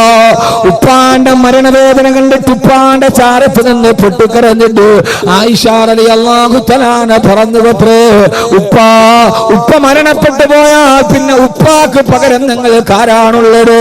ഉപ്പാക്ക് പകരം മറ്റൊരാളില്ലല്ലോ ഉപ്പാ. അപ്പോഴാണ് അബൂബക്കർ റളിയല്ലാഹു തആല പറഞ്ഞു, മോളെ ആയിഷ, മരണമെത്തിയാൽ അങ്ങനെ പറയണമെന്നല്ലല്ലോ ഖുർആൻ പറഞ്ഞത്. സക്കറത്തുൽ മൗതി ബിൽ ഹഖ് ദാലിക മാ കുൻത മിൻഹു തഹീദ്. അങ്ങനെയല്ലേ ഖുർആൻ പറഞ്ഞു തന്നത്? നീ ആഗ്രഹിച്ചാടെ ഓടി ഒളിച്ച മരണം നിന്റെ കൺമുമ്പിലെത്തി, നിന്നെ ഇതാ മരണം പിടികൂടാൻ പോവുകയാണ്. അങ്ങനെയല്ലേ പറയേണ്ടത് ആയിഷ? ഇത് കേട്ട ആയിഷ റളിയല്ലാഹു തആല കരയാൻ തുടങ്ങി. വബിയലു യുസ്തസഖൽ ഗമാമു ബിവജ്ഹിഹി ഹിമാലുൽ യതാമാ ഇസ്മത്തുൽ അറാമിലി. മരണവിപ്രാളത്തിൽ പടയുന്ന പിതാവിന്റെ ചാരത്ത് തന്നെ പൊട്ടിക്കരന്നുകൊണ്ട് ആയിഷ റളിയല്ലാഹു തആല പറഞ്ഞു, ഉപ്പ, ചുവപ്പ് കലർന്ന വെളുപ്പ് നിറമുള്ള എന്റെ ഉപ്പ, നിങ്ങളെ തവസ്സുലാക്കി ദുആ ചെയ്തപ്പോഴല്ലേ ആകാശത്ത് നിന്ന് മഴ പെയ്തത്? നിങ്ങൾ അനാഥകളുടെ സംരക്ഷകനായിരുന്നുവല്ലോ, നിങ്ങൾക്ക് പാവങ്ങൾക്ക് ഒരത്താണിയായിരുന്നുവല്ലോ. ഉപ്പാന്റെ ചാരത്ത് നിന്ന് ആയിഷ റളിയല്ലാഹു തആല പൊട്ടിക്കരയവേ അബൂബക്കർ റളിയല്ലാഹു തആല പറഞ്ഞു, ആയിഷ, അതെന്നെ കുറിച്ചല്ല നീ എങ്ങനെ പറയേണ്ടത്. ഫദാക റസൂലുള്ളാഹ്, ഫദാക റസൂലുള്ളാഹ്. അത് അല്ലാഹുവിന്റെ റസൂലിനെ കുറിച്ച് പറയേണ്ടതാണ് ആയിഷ. അത് അല്ലാഹുവിന്റെ റസൂലിനെ കുറിച്ചല്ലേ പറയേണ്ടത് എന്ന് പറഞ്ഞ തീരവേ ആയിഷ ബിവിയോട് പറഞ്ഞു, മോളെ, ഉപ്പാടെ മുഖവും ശരീരവും മൂടാൻ ഒരു വെള്ള തുണി എടുത്തു കൊണ്ടുവാ മോളെ. ഇതാണ് മരണമെന്നറിയാണ് മകളോട് വസിയത്ത് ചെയ്തു മകള് തുണിയെടുക്കാനോട്. ഇത് കേട്ട സഹാബത്ത് ചോദിച്ചു, അമീറുൽ മുഅ്മിനീൻ, അങ്ങ് മരണത്തിന്റെ വക്കീലാണല്ലോ, രോഗം മൂർച്ഛിച്ചുവല്ലോ, ഞങ്ങൾ നിങ്ങൾക്ക് വേണ്ടി ഒരു വൈദ്യനെ വിളിച്ചു കൊണ്ടുവരട്ടെ? അബൂബക്കർ റളിയല്ലാഹു അൻഹു പിന്നെ മറുപടി വന്നു, ഓ വൈദ്യനെ നിങ്ങൾ വിളിക്കണ്ട, വൈദ്യൻ എന്നെ വന്ന് സന്ദർശിച്ചിട്ട് ഇപ്പൊ തിരിച്ചു പോയതേയുള്ളൂ, ഞങ്ങളെ കണ്ടില്ലല്ലോ. ആട്ടെ, പരിശോധിച്ച വൈദ്യൻ എന്നാണ് റിസൾട്ട് പറഞ്ഞത്?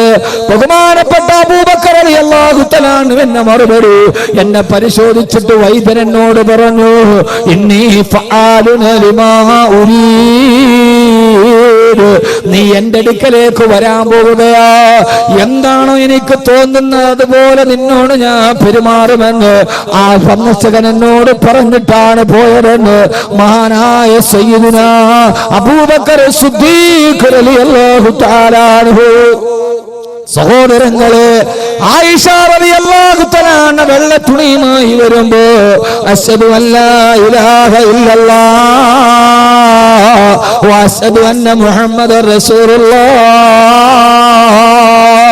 അവസാനത്തെ വിശുദ്ധവാക്യം പറഞ്ഞിട്ട് മഹാനായ അബൂബക്കർ റളിയല്ലാഹു തആല അൻഹു വിട പറയാൻ തീരുമാനിച്ചിരുന്നുവെങ്കിൽ എന്റെ പ്രിയപ്പെട്ട സഹോദരങ്ങളെ, എന്റെ പ്രിയപ്പെട്ട സഹോദരിമാരെ, എനിക്ക് പറയാനുള്ളത് ഈ ആധുനിക ലോകത്തിന്റെ അസുരഭാവങ്ങളെ നമ്മുടെ ജീവിതത്തിലേക്ക് പകർത്താനല്ല, അവസാനം വിട പറയുന്ന നേരം നല്ലവനായി വിട പറയാ എന്റെ പുതിയ ന്യൂ ജനറേഷൻ തലമുറയോട് നിങ്ങൾ ഈ ജീവിതത്തിൽ ഇങ്ങനെ അടിച്ചു പൊളിച്ച് ജീവിക്കാനല്ല, പിന്നെയോ അവസാനം വിട പറയുന്ന പോലെ അള്ളാഹുവിന്റെ വിശുദ്ധമായ ദീനിനു വേണ്ടി ജീവിച്ചു മരിച്ചു പോയ ഒരു യഥാർത്ഥ ചെറുപ്പക്കാരനെ പോലെ, ഉമറിനെ പോലെ, ഖാലിദിനെ പോലെ, സൈദിനെ പോലെ, മഹാനായ ഹംസത്തുൽ ഖറാ റളിയല്ലാഹു അൻഹുവിനെ പോലെ അവസാനം വിട പറയുന്ന നേരം എന്റെ ജീവിതം റബ്ബിന് വേണ്ടി സമർപ്പിച്ചതാ, എന്റെ ജീവിതം ഇസ്ലാമിന് വേണ്ടി സമർപ്പിച്ചതാ, ഞാൻ എന്റെ ജീവിതം മുഴുവൻ പടച്ചറപ്പിന്റെ തൃപ്തിക്ക് ജീവിച്ചതാ. അവസാനം വിട പറയുന്ന നേരത്ത് നാളെ പരലോകത്ത് കിട്ടുന്ന സ്വർഗത്തിന്റെ ഛായാചിത്രം അവനവന്റെ കൺമുമ്പുകളിൽ തെളിഞ്ഞു കണ്ട് സുന്ദരമായി വിട പറയാ. പുതിയ തലമുറയ്ക്ക് കഴിയാതെ പോയാ, ന്യൂ ജനറേഷന് കഴിയാതെ പോയാ, നമ്മുടെ ലോകമെന്ന് പേരിട്ട് കൊടുത്തൊരു പേരാണ് ന്യൂ ജനറേഷൻ എന്ന് പറഞ്ഞാൽ പുതിയ തലമുറ. ന്യൂ ജനറേഷൻ എന്ന് പറഞ്ഞാൽ പുതിയ തലമുറ. ആരാണ് ന്യൂ ജനറേഷൻ ഫ്രീക്കന്മാരെന്നറിയോ?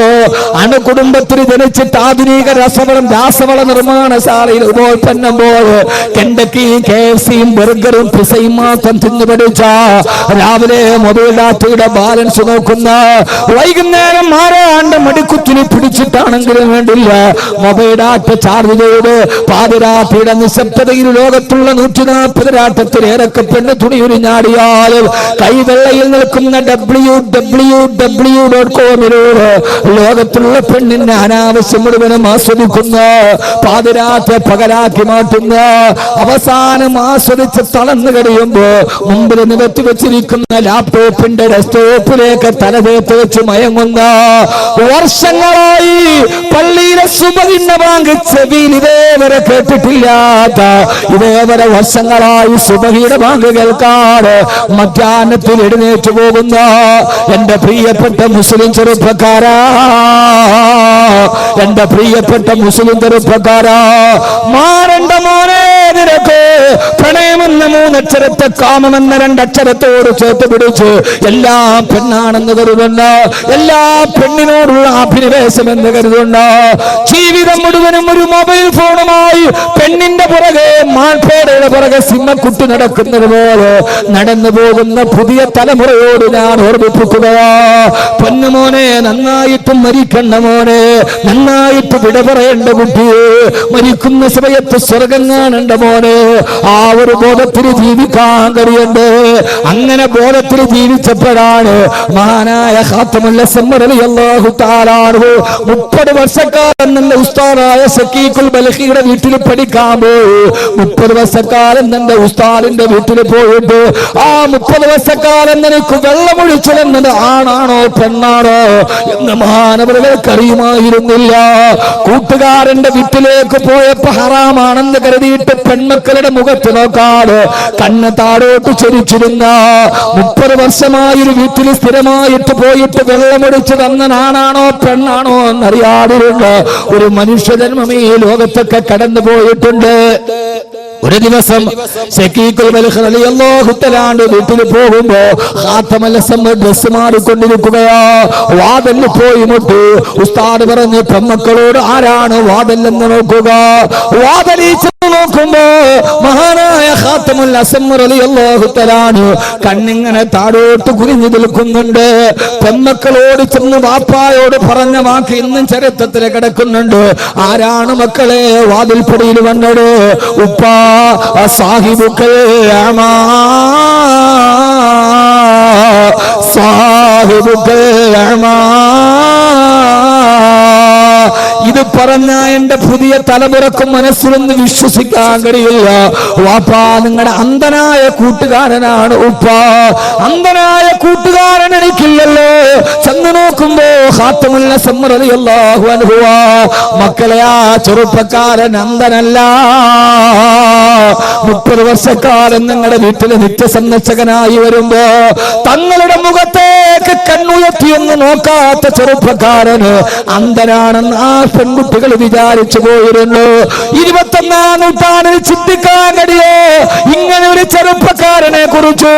കടന്നു പോകുന്നവന്റെ വീട്ടിലെ പെണ്ണിനെ പോലെ കാമത്തിന്റെ മെത്തയിൽ കിടത്തുന്ന, സീരിയലിന്റെ മോഹമായിട്ട് കഴിഞ്ഞ ശാരി എന്ന നമ്പൂതിരി കുട്ടി കോട്ടയം മെഡിക്കൽ കോളേജിന്റെ മോർച്ചറിയിൽ 90% പൊള്ളലേറ്റ് കൊണ്ടുപോകാൻ കാരണക്കാരിയായ അവളുടെ വീട്ടിലെ നിത്യസന്ദർശകയായിരുന്നു അവളുടെ അമ്മയുടെ ബന്ധുവായിരുന്നുവെങ്കിൽ, സഹോദരങ്ങളെ, കാണുന്നവനെയൊക്കെ കൂട്ടിക്കൊടുക്കുന്ന ലോകത്ത് 30 വർഷക്കാലം ഒരു വീട്ടിൽ പോയിട്ടൊരു പെൺകുട്ടികളുടെ മുഖത്ത് നോക്കാതെ ആ പെൺകുട്ടികൾ ഇത് അന്ധനാണെന്ന് ധരിച്ചു പോയിരുന്ന അതാ വീട്ടിൽ മാത്രമല്ല മഹാനവകാ നാട്ടിലെ അങ്ങാടിയിലൂടെ നടന്നു പോകുമ്പോ അരുതാത്ത കാഴ്ചകളൊന്നും കാണാതിരിക്കാൻ കണ്ണ് താഴേക്ക് നടത്തുമ്പോ അത് കാണുമ്പോ അങ്ങാടിയിലെ ആളുകൾ പറയുമായിരുന്നവത്രേ, അല്ലാഹുവേ അല്ലാഹുവേ അല്ലാഹുമ്മ ഇന്നി അഊദു ബിക മിനൽ അമാ,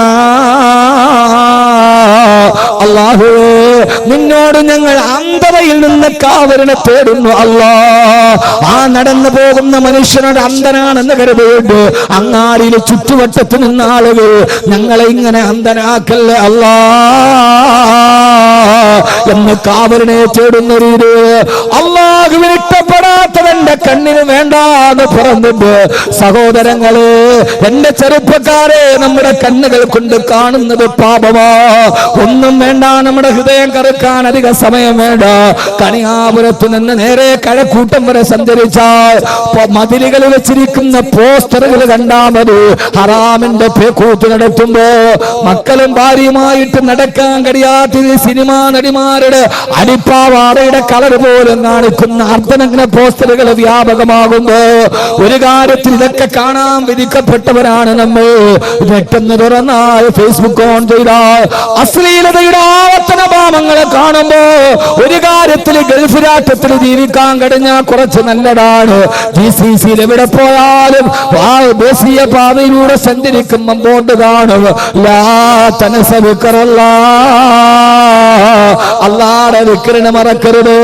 കുറച്ചുകൂടെ പോകുമ്പോ ബോർഡ് കാണും, ഖുൽ സുബ്ഹാനല്ലാഹ്, ഖുൽ അൽഹംദുലില്ലാഹ്, ഖുൽ അസ്തഗ്ഫിറുല്ലാഹ്. അത് കണ്ടാൽ തന്നെ നമ്മൾ അറിയാതെ ഇസ്തിഗ്ഫാർ പറയുമല്ലോ. പക്ഷേ നമ്മുടെ പ്രബുദ്ധ കേരളത്തിൽ അരക്കിടി പോട്ട് തുണിയില്ലാത്ത പെണ്ണിന്റെ ആവാസത്തിന് അശ്ലീലതകൾ കാണുമ്പോ എന്റെ പൊന്നുമോനെ Laila Majnu പാടിയിട്ടുണ്ടല്ലോ, Laila Majnu പാടിയിട്ടുണ്ടല്ലോ. വകൈഫ തറാ Laila ബിഐനിൻ തറാ ബിഹാ സിവാഹാ ഫമാ തഹറത് ബിൽ മതാബിഇ. മജ്നു ലൈലായെ പ്രേമിച്ച് പ്രേമിച്ച് പ്രേമിച്ച് പ്രേമിച്ച് ഞാൻ നിങ്ങളോടൊരു പ്രേമത്തിന്റെ കഥ പറയാ. ഇൻഷാ അല്ലാഹ് രസകരമായൊരു പ്രേമകഥ നിങ്ങൾക്ക് ഞാൻ പറഞ്ഞു തരാം. അതാകുമ്പോ പിന്നെ കുട്ടികൾക്ക് വലിയ ഇഷ്ടമാണല്ലോ. ലൈലാ മജ്നു ലൈലയെ ഓർത്തിട്ട് മജ്നൂൻ എന്ന കാമുകം പാടിയടാ. ഞാൻ എന്റെ കണ്ണുകൾ കൊണ്ട് ലൈലയല്ലാത്തൊരു പെണ്ണിനെ കണ്ടാൽ പിന്നെ എനിക്ക് ലൈലയെ ആ കണ്ണുകൊണ്ട് കാണണമെങ്കിൽ കരഞ്ഞ് കരഞ്ഞ് കണ്ണുനീര് കൊണ്ട് എന്റെ കണ്ണ് കഴുകി ശുദ്ധിയാക്കിയാലല്ലാതെ ഞാൻ എന്റെ ലൈലയെ വഞ്ചിച്ചല്ലോ.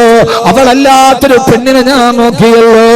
എന്റെ ലൈലയല്ലാത്ത മറ്റൊരു പെണ്ണിനെ ഞാൻ ഈ കണ്ണുകൊണ്ട് കണ്ടാൽ കണ്ണുനീര് കൊണ്ട് കഴുകി ശുദ്ധിയാക്കിയാലല്ലാതെ എനിക്ക് പിന്നെ ആ കണ്ണുകൊണ്ട് എന്റെ ലൈലയെ കാണാൻ സാധ്യമല്ലെന്ന് പാടിയ മജ്നു ഈ ബൈത്ത് എഴുതിയിട്ട് ഹുജ്ജത്തുൽ ഇസ്ലാം അബൂ ഹാമിദുൽ ഗസ്സാലി റളിയല്ലാഹു അൻഹു ചോദിക്കുകയാ, എടാ ചെറുപ്പക്കാരാ, നിന്റെ കണ്ണുകൾ കൊണ്ട് ഹറാമുകൾ മുഴുവനും കണ്ടിട്ട് ആ ഹറാമ് കണ്ട കണ്ണുകള് കണ്ണുനീര് കൊണ്ട് കഴുകി ശുദ്ധിയാക്കാറ് നാളെ നീ സ്വർഗത്തിൽ എങ്ങനെയാ നിന്റെ പടച്ചറപ്പിന്റെ ലിക്കായിനെ കാണുക?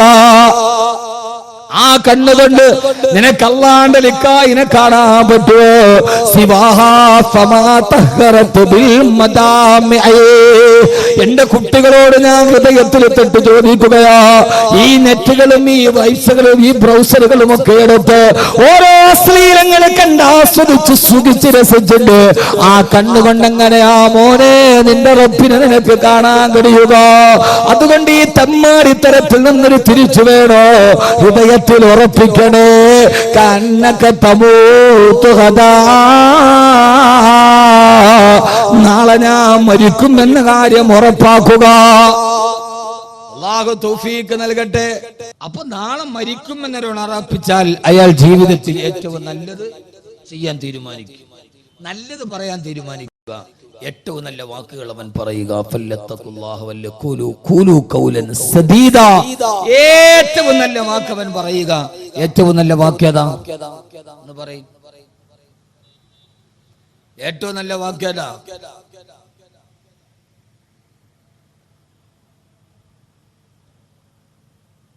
അല്ലാഹു അക്ബർ. അതറിയില്ല. ഇനിയിപ്പോൾ അതിനെ ഗൂഗിളിൽ സെർച്ച് ചെയ്യണം. ഏറ്റവും നല്ല വാക്ക് ഏതാണെന്നറിയാം? ഏറ്റവും നല്ല വാക്ക് ഏതാ കുട്ടികളെ? വഖൈറുൽ കലാമി കലാമുല്ലാഹ്. ഏറ്റവും നല്ല വാക്ക് അല്ലാഹുവിന്റെ കലാമായ ഖുർആനാണ്. ഏറ്റവും നല്ല വാക്ക് ഖുർആനാണ്. റസൂലുള്ളാഹി സ്വല്ലല്ലാഹു അലൈഹി വസല്ലം പറഞ്ഞു, ഒരാൾക്ക് ഈ കാലത്ത് നന്നാവണമെന്ന് ആഗ്രഹമുണ്ടെങ്കിൽ ഒന്ന് മരണത്തെ ഓർമ്മിക്കുക, രണ്ട് തിലാവത്തുൽ ഖുർആൻ, ഖുർആൻ പാരായണം ചെയ്യുക. എന്ത് ചെയ്യുക? ഖുർആൻ പാരായണം ചെയ്യുക. ജീവിതത്തിൽ ഒരാൾക്ക് ചെയ്യാൻ ഹൃദയത്തിൽ മരണത്തെ ഉറപ്പിക്കുക, എന്നിട്ട് ഖുർആൻ പാരായണം ചെയ്യാൻ നിന്റെ ഹൃദയം സ്ഫടിക സമാനമാകും. നിന്റെ ഹൃദയത്തിന്റെ അഴുക്കുകൾ മാറിക്കിട്ടും. അള്ളാഹുവിന്റെ ഖുർആൻ, ആ ഖുർആൻ പരമാവധി ഖുർആൻ ഓതാൻ നിങ്ങൾ തീരുമാനിക്കുക. മഹിലന ഹദാകല്ലദീ അഅതാകനാഫിലത്തുൽ ഖുർആനി ഫീഹി മവാഇദു വതഫ്സീലു. പരമാവധി അല്ലാഹുവിന്റെ ഖുർആൻ പാരായണം ചെയ്യാൻ ശ്രമിക്കുക. അല്ലാഹു ഖുർആൻ പഠിക്കാൻ അല്ലാഹു തൗഫീഖ് നൽകട്ടെ. ആമീൻ പറ, ഉറക്കെ പറ. അല്ലാഹു ഖുർആൻ പഠിക്കാൻ അല്ലാഹു തൗഫീഖ് നൽകട്ടെ. ഞാൻ എൻ്റെ സഹോദരങ്ങളോട് സഹോദരിമാരോട് വളരെ കൃത്യമായി പറയാൻ, നമ്മുടെ കുട്ടികളെ ഖുർആൻ പഠിപ്പിക്കണം. ആ കാര്യത്തിൽ നമുക്ക് വന്ന വീഴ്ച നമ്മുടെ സമൂഹത്തെ മുഴുവനും ഗുരുതരമായി ബാധിച്ചിട്ടുണ്ട്. അള്ളാഹുവിന്റെ വിശുദ്ധമായ ഖുർആൻ, ആ ഖുർആനിനെ പരമാവധി എത്രത്തോളം പഠിപ്പിക്കാൻ കഴിയോ ആ ഒരു കാലം നമ്മുടെ കാലഘട്ടത്തിൽ നിന്ന് മാറിപ്പോയി. സന്ധ്യാസമയത്ത് യാസീൻ ഓതിയിരുന്ന, വാഖിയ ഓതിയിരുന്ന, മക്കളെ ഇരുത്തിയിട്ട് സലാത്ത് ചൊല്ലിയിരുന്ന ആ ഒരു സന്ധ്യകൾ നമുക്ക് മാറിപ്പോയി. എന്നിട്ട് അതിനു പകരം നമ്മൾ ആരായി മാറിയെന്നറിയുമോ? ഇന്ന് നമ്മുടെ ഭക്തിയുടെ സന്ധ്യ എന്തേ? ഞാൻ നിങ്ങളോടൊരു പരമാർത്ഥം പറഞ്ഞുതരാം. നിങ്ങൾ എന്നോട് ദേഷ്യപ്പെട്ടിട്ട് കാര്യമൊന്നുമില്ല, പറഞ്ഞുതരട്ടെ. അതോർത്തിട്ട് നിങ്ങൾക്ക് എന്നോട് പരിഭവം വേണ്ട, വാക്കവി അത് പറഞ്ഞല്ലോ എന്ന് വേണ്ട. പക്ഷെ പറയുന്നത് കൃത്യമാണ്. ഏറ്റവും നല്ല മതസൗഹാർദ്ദ പ്രഭാഷകനുള്ള അവാർഡ് വാങ്ങിച്ച ആളാണ് ഞാൻ. അത് പറഞ്ഞിട്ടാണ് ഞാൻ പറയാ. പെണ്ണുങ്ങൾ ഉണ്ടല്ലോ അതൊക്കെ എവിടെയാണ്? ബൈക്കില്. തങ്ങൾ അവിടെ തന്നെ ഇരിക്കട്ടെ. നമ്മുടെ മക്കൾ, ആ മക്കളോട് നമുക്ക് വർത്താനം പറയാൻ സമയമില്ല. മക്കൾ ഇങ്ങോട്ടാ വർത്താനം പറയും. മോനും ബാപ്പായും കൂടെ രാത്രി വർത്താനം പറഞ്ഞ സമയം എവിടെ? സന്ധ്യക്കിരുത്തിയിട്ട് ഖുർആൻ ഉദിച്ച സമയം എവിടെ? ആ സന്ധ്യ എവിടെ? നമ്മുടെ ആ പൗരാണികതയുടെ സന്ധ്യ നമുക്ക് മറന്നുപോയി. കാരണം സന്ധ്യാസമയം എന്ന് പറഞ്ഞാൽ ഭക്തിയുടെ സമയമാണെന്ന് ഏഷ്യാനെറ്റുകാരനും സൂര്യക്കാരനും അറിയാം. അതുകൊണ്ട് സന്ധ്യാസമയത്ത് മഗ്‌രിബിന്റെ സമയത്താണ് ഭക്തിയുടെ സീരിയലുകൾ പ്രക്ഷേപണം ചെയ്യുക. ശ്രീ ഗുരുവായൂരപ്പൻ, ശ്രീ ശബരിമല അയ്യപ്പൻ, ഈ സീരിയലുകൾക്ക് സമയം ഏത് സമയം? ഗുരുവായൂരപ്പന്, ശബരിമല അയ്യപ്പനോടൊക്കെ ഉള്ള ഭക്തിയുടെ സീരിയൽ ഏഷ്യാനെറ്റും സൂര്യൻ വിടുന്ന ഏത് ടൈമിലാ നിങ്ങൾക്ക് അറിഞ്ഞൂടാ? നിങ്ങളിതൊന്നും നോക്കാത്ത മുത്തക്കീങ്ങളാണ് പിന്നെ നിങ്ങൾ ഉടലോടെ സ്വർഗത്തിൽ പോണ ആളുകളാണ്. നിങ്ങളിതൊന്നും അറിയാത്ത ഇത്രയും വലിയ മുത്തക്കീങ്ങളായിട്ടിരുന്ന നിങ്ങളോട് ആരോടാ പറയാ? പക്ഷേ സഹോദരങ്ങളെ, മഗ്‌രിബിന്റെ സമയത്താണത് രണ്ടും പ്രക്ഷേപണം ചെയ്യുക. ഒരു കാലത്ത് പള്ളിയിലും മസ്ജിദുൽ ഇബാദയിലും മഗ്‌രിബിന്റെ ബാങ്ക് കേട്ടാൽ അല്ലാഹു അക്ബർ, അല്ലാഹു അക്ബർ, ആ ബാങ്ക് കേട്ടാൽ ആ സമയത്ത് നമ്മുടെ വീട്ടിൽ സൂറത്തുൽ വാഖിയ ഉണ്ടായിരുന്നു, യാസീനുമായിരുന്നു കാരണവന്മാരും മക്കളുമെല്ലാം. ഇന്ന് ആ സമയത്ത് പള്ളിയിലെ മഗ്‌രിബിന്റെ ബാങ്ക് വിളിക്കുമ്പോ ആ സമയത്ത് പെങ്ങളെ നീ ഒന്ന് TV ഓൺ ചെയ്താൽ ആ സമയത്താണ് ഏഷ്യാനെറ്റിലെ ഗുരുവായൂരപ്പന്റെ സീരിയൽ തുടങ്ങുന്നത്. അത് നീ റിമോട്ട് ഓൺ ചെയ്യുമ്പോൾ മഗ്‌രിബില് പള്ളിയിൽ ബാങ്ക് വിളിക്കുന്ന സമയത്ത് നിന്റെ വീട്ടിൽ കേൾക്കുന്നത് എന്താ? ഓം ഗുരുവായൂരപ്പ, ഓം ശബരിമല അയ്യപ്പ. മഗ്‌രിബിന്റെ സമയത്ത് വാഖിയും യാസീനും ഓതുന്ന സമയത്ത് അറിയാതെങ്കിലും നീ നിന്റെ വീട്ടിൽ ശിർക്കിന്റെ പദം പറയിപ്പിച്ചില്ല പെങ്ങളെ. പിന്നെ എങ്ങനെയാ നിന്റെ വീട്ടിൽ അല്ലാഹുവിന്റെ ബറക്കത്ത് ഉണ്ടാവുക?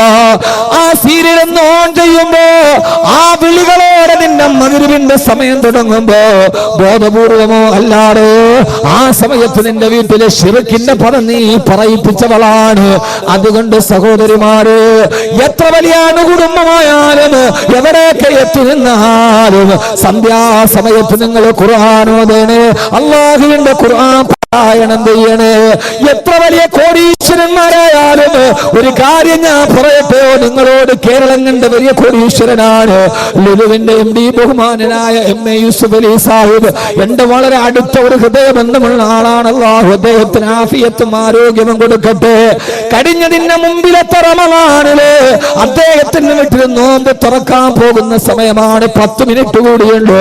എല്ലാവരും വലിയ വലിയ വൻകിട ബിസിനസ്സുകാരുടെ ഇഫ്താറമിറ്റാണ്. അതിലേക്ക് ഈ വിനീതന് ക്ഷണമുണ്ടായിരുന്നു. അവിടെ ചെല്ലുമ്പോ കോടീശ്വരന്മാരുടെ കോടീശ്വരന്മാർ ആ സമയത്തും അദ്ദേഹം പൈതൃകം കൈവിട്ടില്ല. അവിടെ ഇമാമത്ത് നിൽക്കുന്ന ഹാഫിദിനോട് പറഞ്ഞു, എല്ലാവരും നിശബ്ദമായിരിക്കെ. സൂറത്ത് റഹ്മാനോട് ആ ഹാഫിദ് അവിടെ ഇരുന്ന് സുന്ദരമായി സൂറത്ത് റഹ്മാനോട് അത് തീരും അടുത്ത ആളോട് പറഞ്ഞു സൂറത്ത് വാക്യയോട്, അടുത്ത ഹാഫിദ് സൂറത്ത് വാക്യയോട്. അത് കഴിഞ്ഞപ്പോ അവിടെ ഇരിക്കുന്ന മഹാനായ ലാളിത്യത്തിന്റെ പ്രതീകമായി ഈ കേരളത്തിന്റെ ജനതയെ ഞെട്ടിത്തെരിപ്പിച്ച ബഹുമാനപ്പെട്ട ശൈഖുനാ ആലിക്കുട്ടി ഉസ്താദ് അവരുടെ ആലിക്കുട്ടി ഉസ്താദിനോട് ദുആ ചെയ്യാൻ പറഞ്ഞു. ഉസ്താദ് ദുആ ചെയ്തു. തീർന്നപ്പോ എന്നോട് പറഞ്ഞു, ബാക്കവി നിങ്ങളും ഒന്ന് ദുആ ചെയ്യ്. ആ ദുആയിലേക്ക് കടന്നു. അബുദാബി ശൈഖ് സായിദ് മസ്ജിദിൽ മഗ്രിബിന്റെ ബാങ്ക് മുടങ്ങുന്നത് സെൽസിഡിയിലൂടെ കണ്ടു. ഈത്തപ്പഴം കാരക്കയുമായി നോമ്പ് മുറിക്കപ്പെട്ടു. ഞാനൊന്ന് ചോദിക്കട്ടെ മോനെ, നമ്മുടെ വീട്ടിലല്ല നമ്മുടെ നാട്ടിലെ ചുമഴത്ത് പള്ളിയിൽ പോലും നോമ്പ് തുറക്കുന്നതിന് 10 മിനിറ്റ് മുമ്പ് നിശബ്ദമായിരുന്നു. ഖുർആനോട് ദുആ ചെയ്തിട്ട് നമുക്കൊന്ന് നോമ്പ് തുറക്കാൻ കഴിയോ? ഒരു പള്ളിയിൽ നടക്കാത്തത് പോലും അദ്ദേഹത്തിന്റെ വീട്ടിൽ നടന്നപ്പോ ഞാനിത് അദ്ദേഹം എനിക്ക് കോടികൾ തന്നതുകൊണ്ട് പറയാൻ നിങ്ങൾ കരുതണ്ട. അങ്ങനെ കരുതിയാൽ എനിക്കൊട്ടൊരു പുല്ലുമില്ല. ലോകത്ത് കണ്ട നന്മകളെ ആരുടേതാണെങ്കിലും വിളിച്ചു പറയാൻ കഴിയുണ്ടോ? ഒരു നന്മയുടെ സമവാക്യം നമുക്കുണ്ടാവണം. പൊന്നുമോനെ, അല്ലാഹുവിന്റെ ഖുർആൻ പാരായണം ചെയ്ത ഞാൻ ഇവിടെ നിൽക്കുന്ന ചെറുപ്പക്കാരോട് ചോദിക്കുക, നിനക്ക് എത്ര സിനിമാ പാട്ട് കാണാതെ അറിയാം? എത്ര ആൽബം പാട്ടുകൾ നിനക്ക് കാണാതെ അറിയാം? പക്ഷേ അല്ലാഹുവിന്റെ ഖുർആനിലെ സൂറത്തുൽ ഫാത്തിഹ എങ്കിലും പാരായണ മര്യാദയോടുകൂടി ഒന്ന് പാരായണം ചെയ്യാൻ അറിയാവുന്നവരെന്ന് കൈവക്കാൻ പറഞ്ഞ എത്ര പേരാ കൈവക്കുക? യഥാർത്ഥത്തിൽ ഖുർആൻ നമ്മുടെ ഗ്രന്ഥമല്ലേ? നാളെ മുമ്പ് ഈ ഖുർആൻ നമുക്കെതിരെ പരാതി നൽകയില്ല. അല്ലാഹുവേ, വഖാല റസൂലു യാ റബ്ബി ഇന്ന ഖൗമി ഇത്തഖദു ഹാദൽ ഖുർആന മഹ്ജൂറാ. നാളെ പരലോകത്ത് ഞാനും നിങ്ങളും നിൽക്കുമ്പോ ഖുർആൻ അല്ലാഹുവിനോട് പറയും, അല്ലാഹുവേ ഇന്ന ഖൗമി ഇത്തഖദു ഹാദൽ ഖുർആന മഹ്ജൂറാ. ഈ സമൂഹം എന്നൊരു പഴയ ഗ്രന്ഥമായി കെട്ടുകഥയാക്കി വലിച്ചെറിഞ്ഞു. അല്ലാഹുവേ, നിന്റെ അലമാരകളിൽ നീ വെച്ചിരിക്കുന്ന ഖുർആനിലെ കത്തിക്കാളുന്ന നരകത്തിന്റെ മുമ്പിൽ വെച്ച് നിനക്കെതിരെ സാക്ഷി പറയുമെന്ന് അല്ലാഹുവിന്റെ വിശുദ്ധ ഖുർആൻ. അതുകൊണ്ട് എന്റെ സഹോദരങ്ങളോട് സഹോദരിമാരോട് ഒരേ ഒരു കാര്യം ഞാൻ പറയട്ടെ, അല്ലാഹുവിന്റെ ഖുർആനിനെ പരിചയപ്പെടുക, ഈ ഖുർആന്റെ വഴിയിലൂടെ നടക്കുക. എന്നെ കേൾക്കാൻ എത്തിയവരോട് വെറുതെ സമയം കളയാനല്ല, ഒരു പ്രധാനപ്പെട്ട തുടക്കം ഇന്ന് ഇവിടെ നിന്നുണ്ടാവണേ. ആദരവായ പ്രവാചകൻ നബി മുഹമ്മദ് മുസ്തഫ, പോരാ ഹബീബായ നബി മുഹമ്മദ് മുസ്തഫ, താജ്ദാരെ മദീന നബി മുഹമ്മദ് മുസ്തഫ. कभी ये बुलंदी है कूहे सफा है, कभी ये तजल्ली तारे गिरा है, कभी ये बुलंदी है कूहे सफा है, कभी ये तजल्ली तारे गिरा है. താരഹിറായി വിരിച്ചിരുന്ന ലോകത്തിന്റെ വെളിച്ചമായി കടന്നു വന്ന ജിബ്രാൾട്ടർ കടലിടുക്കുകൾ കടന്നിട്ട് സൂയസ് കനാലിന്റെ മുകളിലൂടെ ഒരു കാലഘട്ടത്തിൽ ഞണ്ടുപെറുക്കി നടന്ന യൂറോപ്യന്മാര് ലോകത്തിന്റെ ഏറ്റവും വലിയ അക്ഷരജ്ഞാന കവാടത്തിന്റെ കവാടത്തിലേക്കാണ് ഈച്ച അള്ളാഹുവിന്റെ വിശുദ്ധ ഖുർആൻ. മഹാനായ റസൂലുള്ളാഹി സ്വല്ലല്ലാഹു അലൈഹി വസല്ലമയുടെ അടുത്ത് മഹാനായ ജിബ്രീൽ അലൈഹിസ്സലാത്തു വസ്സലാം ഇരിക്കുമ്പോ അവിടേക്കാണ് മഹാനായ അബൂദർ ഗിഫാർ റളിയല്ലാഹു തആല കടന്നു വരുന്നത്. അബൂദർ റളിയല്ലാഹു തആല കടന്നു വരുന്നത് ഹബീബായ മുത്ത് കണ്ടിട്ടില്ല. ജിബ്രീൽ അലൈഹിസ്സലാത്തു വസ്സലാം പറഞ്ഞു, യാ റസൂലല്ലാഹ്, അങ്ങയുടെ കൂട്ടുകാരനായ അബൂദർ വരുന്നുണ്ട് നബിയേ. ആശ്ചര്യാതിരോഗത്തോടെ ഹബീബായ നബി തങ്ങൾ ചോദിച്ചു, ജിബ്രീൽ, അബൂദറിനെ നിങ്ങൾക്ക് എങ്ങനെയാണ് പരിചയമുള്ളത്? അബൂദറിനെ ഇതിനു മുമ്പ് നിങ്ങൾ സന്ദർശിച്ചിട്ടുണ്ടോ? ആ സമയത്ത് ജിബ്രീൽ അലൈഹിസ്സലാത്തു വസ്സലാം പറഞ്ഞ മറുപടി, യാ റസൂലല്ലാഹ്, നബിയേ തിരുദൂതരേ, ഈ മക്കയിൽ അബൂദറിനെ അറിയുന്നതിനേക്കാൾ കൂടുതലായി ഞങ്ങളുടെ മലക്കുകളുടെ ലോകത്ത് അബൂദർ എന്ന ചെറുപ്പക്കാരൻ സുപരിചിതനാണ്. യാ റസൂലല്ലാഹ്, ഹബീബായ നബി തങ്ങൾ ചോദിച്ചു, എങ്ങനെ? ഓരോ ദിവസവും ആകാശത്തും മലക്കുകളുടെ ലോകത്ത് ഞങ്ങളെ ഏറ്റവും കൂടുതൽ പറയുന്ന പേര് ഈ അബൂദർ എന്ന ചെറുപ്പക്കാരന്റെ പേരാ. എന്നെ കേൾക്കാനത്തിന്റെ പ്രിയപ്പെട്ട ചെറുപ്പക്കാരോട് ആധുനികതയുടെ അസുരഭാവങ്ങളും മുഴുവനും അശ്ലീലങ്ങളും അനാവശ്യങ്ങളും ആവർത്തന വിരസതകളുമായി ആത്മീയ ലോകത്തിന് ആത്മവിപ്ലവത്തെ അസുരഭാവത്തോടെ മാറ്റിക്കടത്തിക്കൊണ്ടുപോയ എന്റെ പ്രിയപ്പെട്ട പുതുതലമുറയോട് അല്ലാഹുവിന്റെ മലക്കുകളുടെ ലോകത്തും മക്കയിൽ ഒരു ചെറുപ്പക്കാരന്റെ പേരെപ്പോഴും പറയപ്പെടുകയാ. ആരാ അബൂദർ എന്ന് നിങ്ങൾക്കറിയോ? ആ ചെറുപ്പക്കാരൻ ആരെന്നറിയോ? മക്കയിൽ നിന്ന് ഷാമിലേക്ക് കച്ചവട സംഘം പോകുമ്പോ പാറക്കെട്ടിന്റെ പുറകിൽ ഒളിച്ചിരുന്ന് നടന്നു പോകുന്നവനെ പിടിച്ചു നിർത്തിയിട്ടവന്റെ കഴുത്ത് വെട്ടിമാണ്ടി മടിശീലയിലെ പൈസ എടുത്തു കൊണ്ടുപോയി മദ്യപിച്ച ഗിഫാർ ഗോത്രത്തിന്റെ തലവനാണ് ഈ ചെറുപ്പക്കാരൻ. ആ ചെറുപ്പക്കാരൻ മദീനയിൽ ജനിച്ചതല്ല. പിന്നെ ഒരു കാലഘട്ടത്തിൽ കൊള്ള സംഘത്തിന്റെ തലവനായി, ഗുണ്ടാ സംഘ തലവനായി ജീവിച്ച, അതിന്റെ ഇടയിൽ ആരോ മക്കയിൽ വന്ന പ്രവാചകനെ കുറിച്ച് പറഞ്ഞപ്പോ മുത്തുനബി അന്വേഷിച്ചിട്ട് വന്നിട്ട് അവസാനം ഇസ്ലാമിലേക്ക് വന്ന പരിവർത്തനത്തിന്റെ വ്യക്തിത്വത്തിന്റെ ധവളപ്രകാശം കൊണ്ട് ലോകചരിത്രത്തെ വിസ്മയിപ്പിച്ച ഒരു മഹാവ്യക്തിത്വമാണ് അബൂദർ ഗിഫാർ റളിയല്ലാഹു തആല അൻഹു. മഹാനവറുകളുടെ പേര് മക്കയിൽ മലക്കുകൾ പറയാണത്ര മലക്കുകളുടെ ലോകത്ത്. ഇത് കേട്ട റസൂലുള്ളാഹി സ്വല്ലല്ലാഹു അലൈഹി വസല്ലം ചോദിച്ചു, അലിമനാല ഹാദിഹി ഫളീല, അബൂദറിന് ഈ പദവി എങ്ങനെയാ കിട്ടിയത്? ആർക്കെങ്കിലും ഈ സദസ്സിന് വന്നവർക്ക് ഈ പദവി വേണമെങ്കിൽ അവനവന്റെ പേര് ആകാശലോകത്ത് ദിവസവും മലക്കുകളെ കൊണ്ട് പറയിപ്പിക്കണമെന്ന്.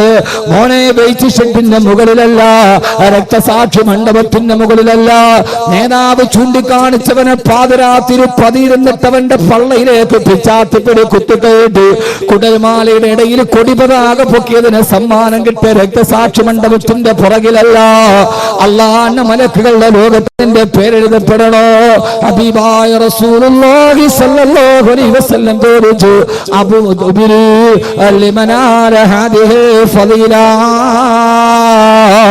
അബൂദറിന് ഈ പദവി കിട്ടാൻ ഏത് സൽക്കർമ്മമാണ് അബൂദർ ചെയ്തത്? ജിബ്രീൽ അലൈഹിസ്സലാത്തു വസ്സലാം പറഞ്ഞ മറുപടി ഇതേവരെ എന്നെ കേട്ട ഓരോ ആണിനോടും പെണ്ണിനോടും ഞാൻ കൈമാറുകയാണ്. കൈമാറലല്ല അഹമ്മദ് കബീറിന് മറ്റൊന്ന് കഴിയില്ലല്ലോ. അല്ലാഹുവിന്റെ റസൂലിനോട് ജിബ്രീൽ അലൈഹിസ്സലാത്തു വസ്സലാം പറഞ്ഞു, വകാന യുക്സിറു ഖിറാഅത സൂറത്തുൽ ഇഖ്ലാസ്, വകാന യുക്സിറു ഖിറാഅത സൂറത്തുൽ ഇഖ്ലാസ്. അദ്ദേഹം ജീവിതത്തിൽ ധാരാളമായി സൂറത്തുൽ ഇഖ്ലാസ് പാരായണം ചെയ്യുന്ന ആളാ. ഖുൽ ഹുവല്ലാഹു അഹദ് അല്ലാഹുസ് സമദ് ലം യലിദ് വലം യൂലദ് വലം യകുൽ ലഹു കുഫുവൻ അഹദ്. ഖുർആൻ ഓതാത്തത് എന്തെന്ന് ചോദിച്ചു നിങ്ങളെ ഞാൻ പേടിപ്പിക്കുകയല്ല. നിങ്ങൾക്ക് ഏതൊരാൾക്കും ഓതാൻ കഴിയുന്ന, നിങ്ങളുടെ ഹൃദയത്തിന് മാറ്റമുണ്ടാക്കി തരുന്ന, നിങ്ങളുടെ പാപമംഗലമായ ഹൃദയത്തെ വജ്രസമാന സ്ഫടികമാക്കി സ്ഫുടം ചെയ്ത് സ്ഫടികമാക്കി തരുന്ന ആ ഖുർആൻ നിങ്ങൾക്ക് എന്തേ പാരായണം ചെയ്തുകൂടാ? ഞാൻ പറയുന്നത് സൂറത്തുൽ ബഖറ ഓതുന്നതിന്റെ പ്രതിഫലമല്ല, സൂറത്തുൽ മാഇദ ഓതുന്നതിന്റെ പ്രതിഫലമല്ല. ദിവസവും ദിവസവും നിനക്കോരാൻ കഴിയുന്ന പെങ്ങളെ മുറ്റമടിക്കുമ്പോ, മക്കളെ സ്കൂളിൽ വിടാൻ ഡ്രസ് ഒരുക്കി കൊടുക്കുമ്പോ, മിക്സിയിൽ അരച്ചുകൊണ്ടിരിക്കുമ്പോ, അടുക്കളയിൽ ജോലി ചെയ്യുമ്പോ നിന്റെ ചുണ്ടുകൊണ്ട് ഖുൽ ഹുവല്ലാഹു അഹദ് അല്ലാഹുസ് സമദ് അലം യലിദ് വലം യൂലദ് വലം യകുൽ ലഹു കുഫുവൻ അഹദ് ഈ സൂറത്ത് ഓതിയാൽ നിന്റെ പേര് സ്വർഗ്ഗലോകത്തും മലക്കുകളുടെ ലോകത്ത് എന്നും പറയപ്പെടുമെന്ന് ഹബീബായ നബിയുനാ റസൂലുള്ളാഹ് സല്ലല്ലാഹു അലൈഹി വസല്ലം എന്താ ചെയ്തൂടെ? ഞാൻ വെറുതെ മാനസിക പരിവർത്തനം ഉണ്ടാക്കാൻ ഖുർആൻ ഓതിയാ മതി എന്ന് പറയല്ല. മോനെ ഒരു കസേര എടുത്ത മോനെ, ഓതിയാ മതി എന്ന് പറയല്ല. ഇവിടെ ഉണ്ട് പറഞ്ഞു തരികയല്ല.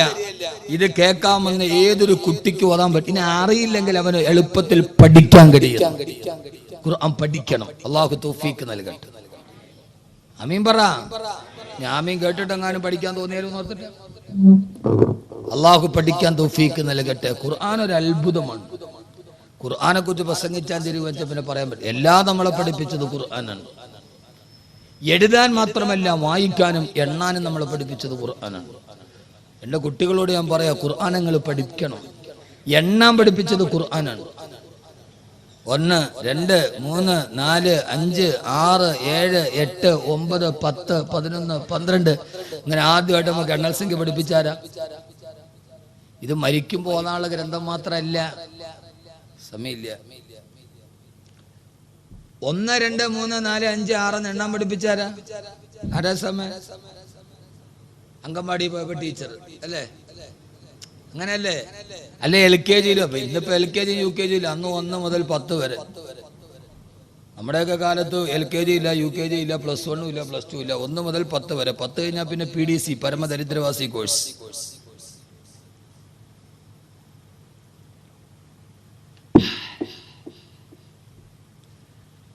എണ്ണൽ സംഖ്യ പഠിപ്പിച്ചതാനാ? ടീച്ചറല്ല, ഖുർആൻ. ഖുർആൻ നിങ്ങൾ എൻ്റെ കൂടെ തയ്യാറാണ്? ഞാൻ പഠിപ്പിച്ചു തരാം. തയ്യാറുണ്ട്? എണ്ണാൻ പറ്റുമോ? എണ്ണാവോ? എണ്ണൽ സംഖ്യ പഠിപ്പിച്ച ഖുർആനാണ്. ഇപ്പൊ ഞാൻ തെളിവ് സഹിതം പറഞ്ഞുതരാം. നിങ്ങൾ എണ്ണു എൻ്റെ കൂടെ. അറബി അറിയാവോ? എന്നൊന്ന് എണ്ണ. അറബിയിൽ 1 മുതൽ 10 വരെ ഒന്ന് എണ്ണാര്. ഒന്നോ പടച്ചവൻ വരാൻ. ഇതൊന്നും അവിടെ തട്ടുകടയായിരുന്നു. അൽഹംദുലില്ലാ, മാഷാ അല്ലാഹ്. പഠിക്കും. 1 മുതൽ 10 വരെ പഠിപ്പിച്ചാരാ കുട്ടി? LKG-യിലെ ടീച്ചറല്ല. فدعوا إلى طعام واحد فأرسلنا إليهم 2 سيقولون 3 فخذ 4 من الطير سيقولون 5 الله الذي خلق السماوات والأرض وما بينهما في 6 أيام الذي خلق 7 سماوات طباقا أزواج وكان في المدينة 9 رهط تلك 10 كاملة إن عدة الشهور عند الله 12 شهرا إني رأيت 11 كوكبا إن عدة الشهور عند الله 12 شهرا. ഞാനിപ്പോ ഓതിയത് 12 ആയത്താണ്, ഒരായത്തല്ല. ഖുർആനിലെ 12 ഭാഗത്തുനിന്ന് 12 ആയത്താണ് ഓതിയത്. 1 മുതൽ 12 വരെ. ഖുർആൻ പഠിക്കു കുട്ടികളെ. നിങ്ങളിത് മരിക്കുമ്പോ തലയ്ക്കുമ്പോ തോതാ മൊയ്ലിയാർക്ക് മുക്രിക്കും കൈമടക്ക് കിട്ടാനുള്ള ഗ്രന്ഥമാണെന്ന് കരുതി മൊയ്ലിയാരെ മുക്രിയുടെ കൈമടക്ക് നോക്കിയിട്ട് നിങ്ങൾ പേടിക്കേണ്ട കാര്യമൊന്നുമില്ല. ഇത് മുക്രിക്കാക്കും മൊയ്ലിയാർക്കും കൈമടക്ക് കിട്ടാൻ മുസ്ലിയാരുടെ അത്ര പ്രസംഗമല്ല. ഇനി മൊയ്ലിയാർക്കും മുക്രിക്കാക്കും കൈമടക്കോത്തിട്ട് നിങ്ങൾ ആരും ബേജാറാവേണ്ട കാര്യമില്ല. കാരണം ലോകത്തിലെ വലിയ കോടീശ്വരന്മാര് കടക്കണമെന്ന് ആത്മഹത്യ ചെയ്തിട്ടുണ്ട്. ലോകത്തിലെ ഏറ്റവും വലിയ ശമ്പളത്തിൽ ജോലി ചെയ്യുന്ന മുക്രിക്കാക്ക ഇന്ന് വരെ കടക്കണമെന്ന് ആത്മഹത്യ ചെയ്ത ചരിത്രം കേട്ടിട്ടില്ല. ഉണ്ടോ? പറയും ലോകത്തിലെ വലിയ കോടീശ്വരന്മാര് കടം വന്നിട്ട് ആത്മഹത്യ ചെയ്തിട്ടുണ്ട്. ലോകത്തിലെ ഏറ്റവും ചെറിയ ശമ്പളം ആരാ? മുക്രിക്കാക്കയുടെ ശമ്പളം ക്ലോസറ്റിലെ വെള്ളം ഒരേപോലെ ആ മുക്രിക്കാക്ക ഇതേവരെ കടക്കണി വന്നിട്ട് ആത്മഹത്യ ചെയ്തൊക്കെ കേട്ടിട്ടുണ്ട്. അപ്പൊ അതോർത്തിട്ട് ആരും ബേജാറാവണ്ട, അത് അല്ലാഹ് വഴിക്കൊക്കെ നടത്തിക്കോളൂ. പക്ഷേ ഇത് ഖുർആൻ എന്ന ശാസ്ത്ര ഗ്രന്ഥത്തെ പഠിക്കണം. നിങ്ങൾ എന്റെ കൂടെ ഫദുഇലാ തആമിൻ വാഹിദ് ഒന്ന് സൂറത്തുൽ ബഖറ ഫാറസൽനാ ഇലൈഹിം മുസ്നൈൻ സൂറത്ത് യാസീൻ ഇത്നൈൻ 2 സയഖൂലൂന സലാസ 3 സൂറത്തുൽ കഹ്ഫ് ഫഖുദ് അർബഅതൻ മിനത് തൈർ 4 സൂറത്ത് ആല ഇംറാൻ സയഖൂലൂന ഖംസത്തുൻ 5 സൂറത്തുൽ കഹ്ഫ് الذي خلق السماوات والأرض وما بينهما في 6 أيام 6 സൂറത്തുൽ മുഅ്മിൻ الذي خلق السبع 7 സൂറത്തുൽ മുൽക്ക് സൂറത്തുൽ നൂഹ് 8 അസ്വാജ് 8 സൂറത്തുൽ അൻആം وكان في المدينة 9 سورة القصص تلك 10 كاملة 10 سورة البقرة إني رأيت 11 كوكبا 11 سورة يوسف إن عدة الشهور عند الله 12 شهرا 12 സൂറത്ത് തൗബ. 2 മണിക്കൂർ ഇരിക്കും, ഞാൻ പറഞ്ഞുതരാം ഖുർആൻ എന്തൊക്കെ പഠിപ്പിച്ചിട്ടുണ്ടെന്ന്. അതുകൊണ്ട് ഖുർആൻ ഓതണം. ഇത് ലോകത്തിലെ പ്രപഞ്ചത്തിന് ആമുഖ പുസ്തകമാണ്. ഇത് ശാസ്ത്രലോകത്തിന് വിരൽ ചൂണ്ടിക്കൊടുത്ത ഖുർആനാണ്. ഗതാഗത നിയമം, ഞാൻ മണക്കാട് നിൽക്കുമ്പോഴാണെന്ന് എനിക്ക് തോന്നുന്നത്, ഖുർആനും ഗതാഗത നിയമം ഒരു 7 വെള്ളിയാഴ്ച പുസ്തകമുള്ളൂ. ഖുർആനും ട്രാഫിക് നിയമം. നിങ്ങൾ ഹൈവേയുടെ അടുത്ത് താമസിക്കണല്ലേ? ഞാൻ ഇങ്ങോട്ട് വന്നപ്പോൾ ഒരു ബൈക്ക്, ഒരു പൾസറിന്റെ 220 ആണെന്ന് തോന്നുന്നു, അതിന്റെ മുകളിൽ ഒരുത്തിരുന്നിട്ട് ഈ വെടിയുണ്ട വെരി ഗുഡ് പോണ പോലെ പോകണം. ഞാൻ ഒരുത്ത എൻ്റെ വണ്ടിയുമേ വന്ന് കയറി. അവ ഈ വെടി കൊണ്ട വെരി ഇരിക്കണ എന്നെ കുളത്തിന് മുകളിൽ തവള ഇരിക്കണ ഇങ്ങനെ ഇരിക്കും. ആ സൈലൻസർ ഫ്ലൂട്ട് കട്ട് ചെയ്തിട്ട് ഒരു അന്തം വിട്ട സൗണ്ട്. ലോകത്താദ്യമായി സ്പീഡ് ലിമിറ്റ് സൂക്ഷിക്കണം എന്ന് പറഞ്ഞ ഗ്രന്ഥം ഖുർആനാണ്. അറിയോ? 40 സൈൻ ബോർഡിൽ എഴുതിയ 40 പോകാവൂ എന്ന് ട്രാഫിക് നിയമം ആദ്യം പഠിപ്പിച്ചത് ഖുർആനാണ്. സൈലൻസറിന്റെ ഫ്ലൂട്ട് കട്ട് ചെയ്തിട്ട് ഈ രീതിയിൽ നിങ്ങൾ ശബ്ദമലിനീകരമെന്നായി ബൈക്ക് വായിക്കരുത് എന്ന് 1400 വർഷം മുമ്പ് ജിബ്രീൽ ഓതി പറയുകയാണ്. ഇതൊന്നും മുഹമ്മദ് കബീർ പച്ച കിതാബ് നോക്കിയിട്ട് ഗൂഗിളിൽ സെർച്ച് ചെയ്തിട്ട് പറയുന്നതല്ല. നിന്റെ ഗതാഗതത്തിൽ നീ മിതത്വം പാലിക്കണേ. ഏതാണോ സ്പീഡ്, ആ സ്പീഡിന്റെ മുകളിലേക്ക് പോകാൻ പാടില്ല.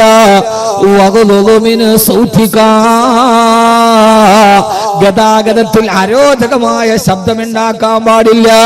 സൈലൻസറിന്റെ ഫ്ലൂട്ട് കട്ട് ചെയ്തിട്ട് അന്തരീക്ഷം പൊല്യൂഷൻ ഉണ്ടാക്കുന്ന, സൗണ്ട് പൊല്യൂഷൻ ഉണ്ടാക്കുന്ന ഒരു രീതി നിങ്ങൾ പാടില്ലെന്ന് 14 നൂറ്റാണ്ടുകൾക്ക് മുമ്പ് അള്ളാഹുവിന്റെ വിശുദ്ധ ഖുർആൻ.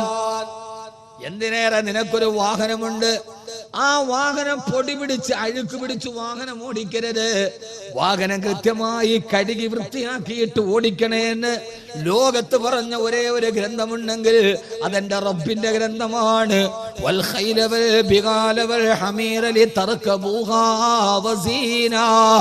കുതിരയെയും ഒട്ടകത്തെയും നിങ്ങൾക്ക് ഞാൻ തന്നത് നിങ്ങൾക്ക് യാത്ര ചെയ്യാനും വസീനത്തിന് നിങ്ങൾക്ക് അലങ്കാരമായിട്ടാണ്. അതുകൊണ്ട് അലങ്കാര വസ്തു പൊടി പിടിക്കാൻ പാടില്ല. പാടുണ്ടോ എന്ന് ലോകത്തോട് പറഞ്ഞ ഗ്രന്ഥമാണ് ഖുർആൻ. ഈ ഖുർആൻ ഒരാൾ ഹാഫിളായാലും അതിൻ്റെ അകത്ത് അവൻ ഏറ്റവും വലിയ ശാസ്ത്രജ്ഞനായി എന്നാണ്. അള്ളാഹു നമുക്ക് ബോധം തരട്ടെ, അള്ളാഹു നമുക്ക് ബോധം തരട്ടെ. അതുകൊണ്ട് എൻ്റെ പ്രിയപ്പെട്ട സഹോദരങ്ങളോട് സഹോദരിമാരോട് ജീവിതത്തിൽ ചെയ്യാൻ കഴിയുന്ന ഏറ്റവും വലിയ അനുഗ്രഹമാണ് അള്ളാഹുവിൻ്റെ ഖുർആൻ പാരായണം ചെയ്യുക, അത് പഠിക്കുക. അതിൽ ഏറ്റവും ചെറിയൊരു സൂറത്താണ് സൂറത്തുൽ ഇഖ്ലാസ്. ഖുൽ ഹുവല്ലാഹു അഹദ്. ഉറക്കോ അതറിയാവുന്നവരൊക്കെ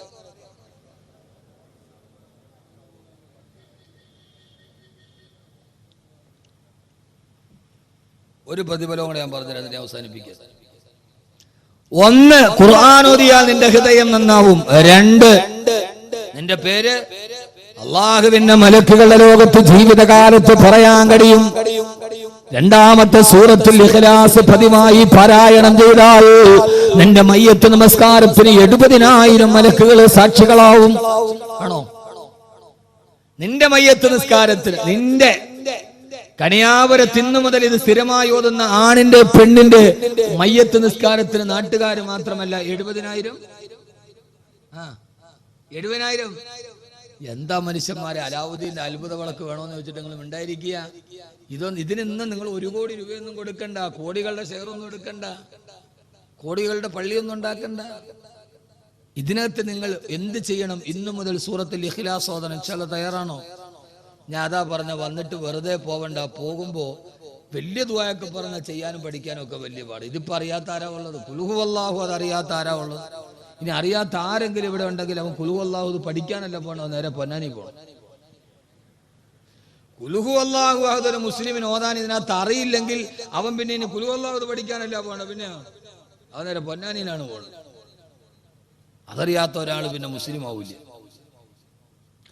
അള്ളാഹു നമുക്ക് ബോധം തരട്ടെ. അവനവൻ മരിച്ചു കഴിഞ്ഞാൽ 70,000 മലക്കുകൾ വെറുതെയല്ല. ആദരവായ പ്രവാചകൻ നബി മുഹമ്മദ് മുസ്തഫ സല്ലല്ലാഹു അലൈഹി വസല്ലമ തബൂക്ക് യുദ്ധത്തിൽ പങ്കെടുക്കുമ്പോ ഹബീബായ നബിക്കെതിരെ എതിരാളികൾ മുഴുവനും ഒന്നിച്ചു വന്ന യുദ്ധമാണ് തബൂക്ക് യുദ്ധം.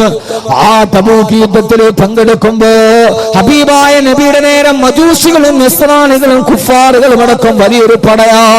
അല്ലാഹുവിന്റെ റസൂലിന്റെ സഹാബത്ത് യുദ്ധത്തിനിറങ്ങുമ്പോ മജൂസി പട്ടാളം, ആനപ്പട്ടാളം പാഞ്ഞു വരികയാ.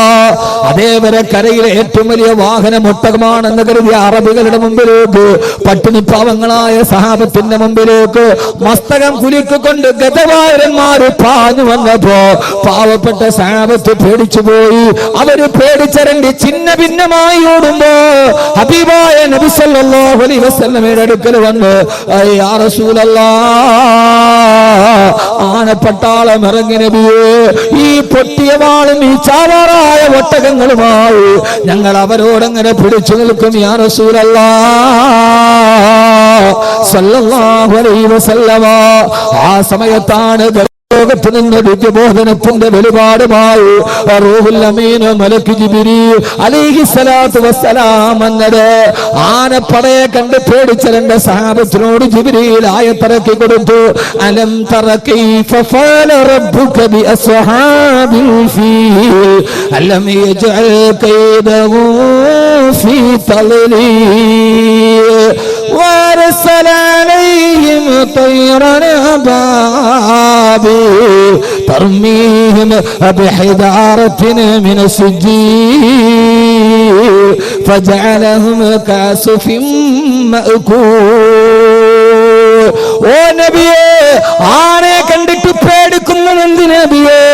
ആരുമില്ലാത്ത സമയത്ത് കൈബാറിയത്തെ തകർക്കാമെന്ന് അപരഹത്തിന്റെ ആനപ്പെട് വെട്ടുകിളികളുടെ ചുണ്ടിലിരിക്കുന്ന ചരൽക്കല്ല് കൊണ്ട് തകർത്തെറിഞ്ഞത് ഞാനല്ല നബിയേ. ആനപ്പട്ടാളം വെട്ടുകിളിയുടെ മുമ്പിൽ പരാജയപ്പെട്ടിട്ട് ഓടിയപ്പോ മക്കയിലെ കുട്ടികൾ ആനപ്പട്ടാളത്തെ കളിയാക്കിയത് ഓർമ്മയില്ല നബിയേ. ഐനല്ലിലാഹു വല്ലിലാഹു താലിബൂ والرنم المغلوب ليس الغالب. അടയ്ക്കാ കുരുവികൾ വന്ന് കല്ലെറിഞ്ഞപ്പോ ഭീമാകാരമായ ആനപ്പട്ടാളം മക്കയിലൂടെ ചെതറിയോടുന്നത് കണ്ടപ്പോ അന്നത്തെ തെരുവ് കുട്ടികൾ ആനപ്പട്ടാളക്കാരെ നോക്കിയിട്ട് കളിയാക്കി പാടിയ പാരടിപ്പാട്ടാണിത്. ഐനല്ലിലാഹു വല്ലിലാഹു താരിബൂ വല്ലറനമുൽ മഗ്ലൂബു ലൈസൽ ഗാലിബു. മുറിമൂക്കൻ രാജാവ് തോറ്റോടിയല്ലോ. അർണമെന്ന് പറഞ്ഞാൽ മുറിമൂക്കൻ, മുറിമൂക്കൻ രാജാവ് ഓടിപ്പോകുന്നല്ലോ എന്ന് പാടുന്ന രീതിയിൽ അവരെ തകർത്തില്ല നബിയെ. എന്തിനാണെന്ന് വിഷമിക്കുന്നതെന്ന് ചോദിച്ചപ്പോ ഹബീബായ നബിക്ക് സന്തോഷമായി. ജിബ്രീൽ അലൈഹിസ്സലാത്തു വസ്സലാം ആയത്തോതിയിട്ട് പറഞ്ഞു, യാ റസൂലല്ലാഹ്, എന്റെ കൂടെ 70,000 മലക്കുകൾ വന്നിട്ടുണ്ട് നബിയെ. ജിബ്രീലേ, തബൂക്ക് ഷഫാഅത്തിന് ഞങ്ങളെ സഹായിക്കാനോ? അല്ലയാ റസൂലല്ലാഹ്, എന്റെ കൂടെ 70,000 മലക്കുകൾ വന്നത് മക്കയിൽ മാത്ത മുആവിയത്ത് ബിൻ മുആവിയ എന്ന് പേരുള്ള ഒരു ചെറുപ്പക്കാരനായ സഹാബി മക്കയിൽ വഫാത്തായി നബിയെ. ആ സഹാബിയുടെ മയ്യത്ത് നിസ്കാരത്തിൽ പങ്കെടുക്കാനാണ് 70,000 മലക്കുകൾ എന്റെ കൂടെ വന്നത്. അല്ലാഹുവിന്റെ റസൂൽ അത്ഭുതപ്പെട്ടു നിൽക്കുമ്പോ മുത്തുനബിയെ, മക്കയിൽ മരിച്ച മുആവിയുടെ മയ്യത്ത് തബൂക്കിൽ നിന്നുണ്ട്, അങ്ങേക്ക് നിസ്കരിക്കണോ നബിയെ? വേണം ജിബ്രീൽ. സഹാബത്ത് ഒളിവെടുത്തിട്ട് വന്നു. ജിബ്രീൽ അലൈഹിസ്സലാത്തു വസ്സലാം ചിറക് കൊണ്ട് ഭൂമിയിൽ നടിച്ചപ്പോ മുആവിയുടെ മയ്യത്ത് മക്കയിൽ കാണാൻ പറ്റുന്ന രീതിയിൽ ഭൂമി മുഴുവൻ സമതലമായി.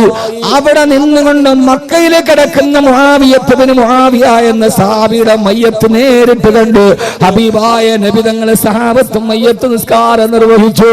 നബിയേ, ഇനി 70,000 മലക്കുകളുമായി ഞാൻ പോവുകയാണ്. എവിടേക്ക് ജിബ്രീൽ? മുആവിയുടെ മയ്യത്ത് നിസ്കാരത്തിൽ പങ്കെടുക്കാൻ തിരുനൂബരെ. അല്ലാഹുവിന്റെ റസൂൽ ചോദിച്ചു, മുആവിയ മരിക്കുന്ന നേരത്തെ 70,000 മലക്കുകളെ മയ്യത്ത് നിസ്കാരത്തിൽ പങ്കെടുക്കാൻ മുആവിയ